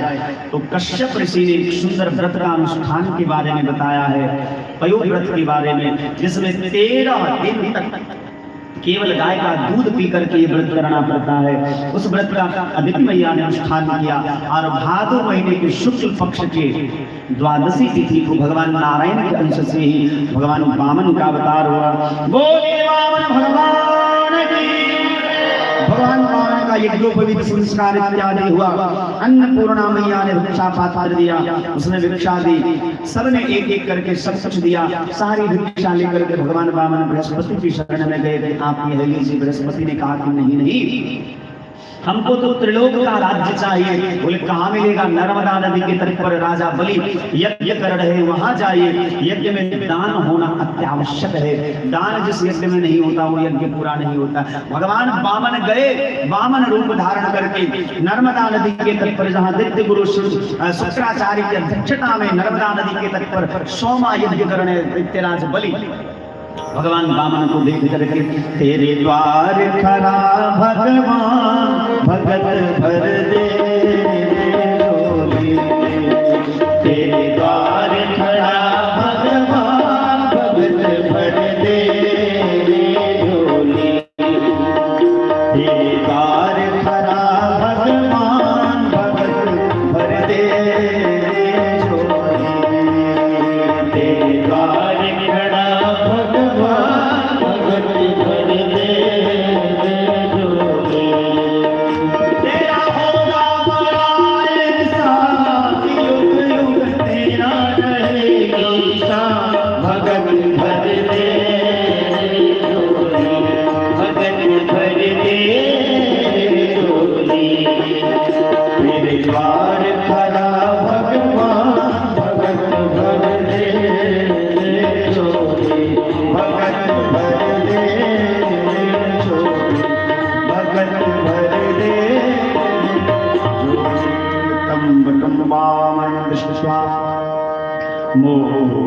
मोदमाना महर्षया कर्माणि कारयामाशो पुरस्कृत प्रजापति। उस वामन भगवान को देख करके दैत्य राज बलि बड़े प्रसन्न हुए। स्वागतम ते नमस्तुभ्यं ब्रह्मन् किं करवाम ते, ब्रह्मर्षीणां तपः साक्षात् मन्ये द्वारपैवपुरधर्म। हे ब्राह्मण देवता, आपका स्वागत है, आपका कौन सा प्रिय कार्य करूं? भगवान वामन ने कहा कि आपके विषय में बहुत सी याचना करने के लिए हम आए हैं। पदानि त्रीणि दैत्येन्द्र संवितानि पदानि। राजा बलि हंसने लगे, जैसे लिखने में बौने हैं बुद्धि भी उतनी ही छोटी है।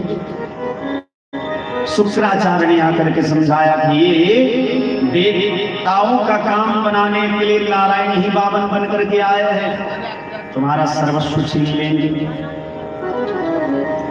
राजा बलि ने कहा कि सरकार, यदि भगवान ही साक्षात मांगने आए तो इससे बड़ा सौभाग्य और क्या होगा, और यदि कोई सामान्य ब्राह्मण आया है तो ये भी हमारे लिए सौभाग्य की बात है। अब जब हमने कह दिया है कि आपकी इच्छा पूरी करूंगा तो करूंगा। दैत्य गुरु शुक्राचार्य ने कहा कि देखो, कुछ स्थान ऐसे भी हैं जहाँ झूठ बोला जा सकता है। कौन कौन से स्थान हैं? स्त्री सुनर्म विवाहे च जगते प्राण संकटे गो ब्रह्मणार्थे हिंसायां नानृतं स्याज्जुगुप्सितम्। यदि पत्नी से झगड़ा हो, बोलो राधे राधे। राधे राधे। यदि पत्नी से झगड़ा हो जाए तो झूठ बोल लेना चाहिए। कैसा झूठ? यदि पत्नी काली कलूटी बैगन लूटी जैसी भी है तो आप उसको कहिए, आहा आप तो चंद्रमुखी जैसी है।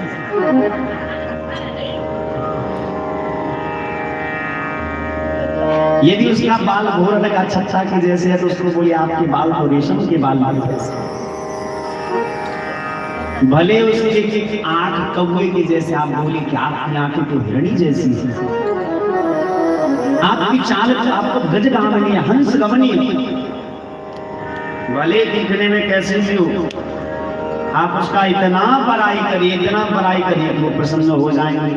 और सबसे अद्भुत बात बता रहा हूं, आपकी पत्नी देखने में सुंदर हो या ना हो, आप उसकी बड़ाई करके और एक क्षण के लिए आप साइड में हो जाएगी, दर्पण के पास देखेगी कि सच में सुंदर है।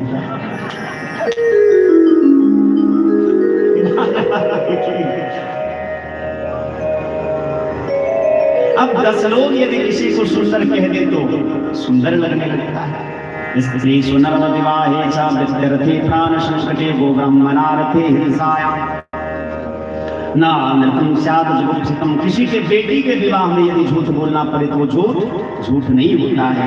वृत्त्यर्थे आजीविका के लिए, प्राण संकटे, प्राण यदि संकट में पड़ गए हों, गाय ब्राह्मण की रक्षा करने के लिए, गो ब्रह्मणार्थे हिंसायां ना नृतम स्यात् जुगुप्सितम, ये झूठ नहीं होते हैं। पर राजा बलि ने कहा कि नहीं सरकार, झूठ तो झूठा ही होता है, झूठ चाहे जैसा भी हो, झूठ ही होता है, सत्य तो सत्य ही होता है।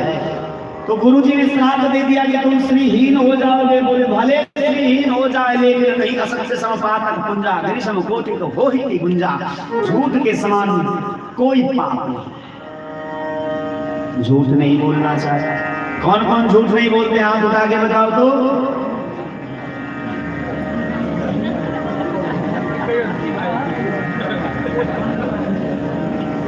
झूठ, अच्छा हमसे कोई पूछा था कि व्यास जी आप झूठ बोलते, हमने कहा आपको बोल भैया झूठ बोलना पड़ता है कभी कभी। तो हम लोग देख लेते शास्त्र में जहां जहां लिखा है झूठ बोला जा सकता है वही बोलते, बाकी जगह पर नहीं बोलते।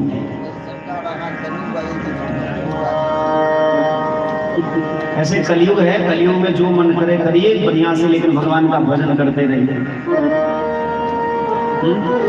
अब भैया होली का समय आया है और होली में लोग कहेंगे रंग ना खेलो, ये सौभाग्य देगा। रंग खेलिए, लेकिन खेल करके तुरंत जाइए स्नान कर लीजिए, साबुन से जेब कर लीजिए, सब भूल जाए। उसी प्रकार कलयुग है, इसलिए कितनी रक्षा करेंगे खुद की। अब इसका मतलब ये भी नहीं है कि खूब पाप करिए, इसका मतलब है कि यदि परिस्थिति विशेष में कदाचित झूठ बोलना पड़े तो कोई बात नहीं, लेकिन उसका मार्जन कर लीजिए, भगवान का खूब नाम ले लीजिए, तो कदाचित भगवान की कृपा हो जाए। लेकिन इसका अर्थ यह भी नहीं कि झूठ बोलना धर्म है, झूठ बोलना पाप ही है। गुरु जी ने श्राप दिया, दैत्यराज बलि ने कहा कि चलिए ठीक है, लेकिन हम झूठ नहीं बोलेंगे। हाथ में जल लिया, संकल्प किया, जैसे जल गिराया भगवान ने कहा प्रणाम करो। जैसे बलि ने प्रणाम किया तो भगवान विशाल रूप धारण कर लिया, एक भगवान का चरण चला गया ऊपर। ब्रह्मा जी ने देखा ये तो भगवान के चरण है, चरणों को धो करके अपने कमंडल में रख लिया। यही चरणों से निकली गंगा प्यारी, वही से गंगा जी प्रकट हुई। बोलिए गंगा मैया की। 100 योजन की दूरी से भी यदि कोई गंगा गंगा कहता है, गंगा गंगे की योग योजना नाम सही रहती, 100 योजन की दूरी से भी कोई गंगा शब्द का उच्चारण करता है तो उसके पाप राशियों के भस्म हो जाए, नाश हो जाए। एक पैर से पूरा पृथ्वी को नाप लिया और कहा कि तीसरा पैर कहाँ रखूं। दुखी नहीं हुआ राजा। कहते सरकार धन बड़ा होता है कि धनवान, भगवान ने कहा कि धनवान बड़ा होता है। ठाकुर जी राजा बलि ने कहा कि सरकार आपने अभी धन लिया है, धनवान तो भी आपके सामने आपका दास खड़ा है, आप अपना तीसरा पैर मेरे शीश पर रखिए। भगवान का नेत्र सजल हो गया कि भैया दानी तो हमने दुनिया में बहुत देखा, लोग कहने के लिए तो सब कहते हैं कि तन मन धन सब अर्पण क्या लागे मेरा, लेकिन सच में तुमने ही सब कुछ दान किया। भगवान ने कहा कि जब तुम इतने बड़े दानी हुए तो हम भी कम छोटे मोटे दानी नहीं है। दानी शिरोमणि कौशल, मैं भी दानी हूँ, मैं तुम्हें सुतल लोक का राजा बनाता हूँ। प्रहलाद जी प्रकट हुए, भगवान की सुंदर स्तुति हुई और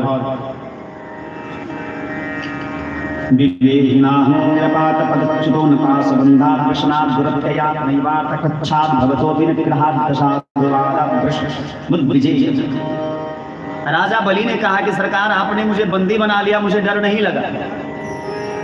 विधेयनाहं निरयात पदच्युत, मैं अपने पद से नीचे आ गया, इसका भी डर नहीं। न पाश बंधा, न आपने पास बंधन में मुझे बांध लिया, बंदी बना लिया, उसका भी डर नहीं है। व्यसनाद दुरत्य, लोग मुझे कुछ उल्टा पुल्टा कहेंगे, इसका भी कोई डर नहीं है। नैवात प्रसाद भगवतो विनिग्रहा, आपने मेरा सब कुछ छीन लिया, मुझे इसका भी कोई गम नहीं है। डर केवल एक बात है, असाधुवादा प्रश्न विजय था, मेरी अपकीर्ति है। जिसका यश जिंदा है, जिसकी प्रतिष्ठा है, मानो वो जिंदा है, जिसकी प्रतिष्ठा समाप्त उम्र प्रतिष्ठा विहीन व्यक्ति वो जीता नहीं, उम्र।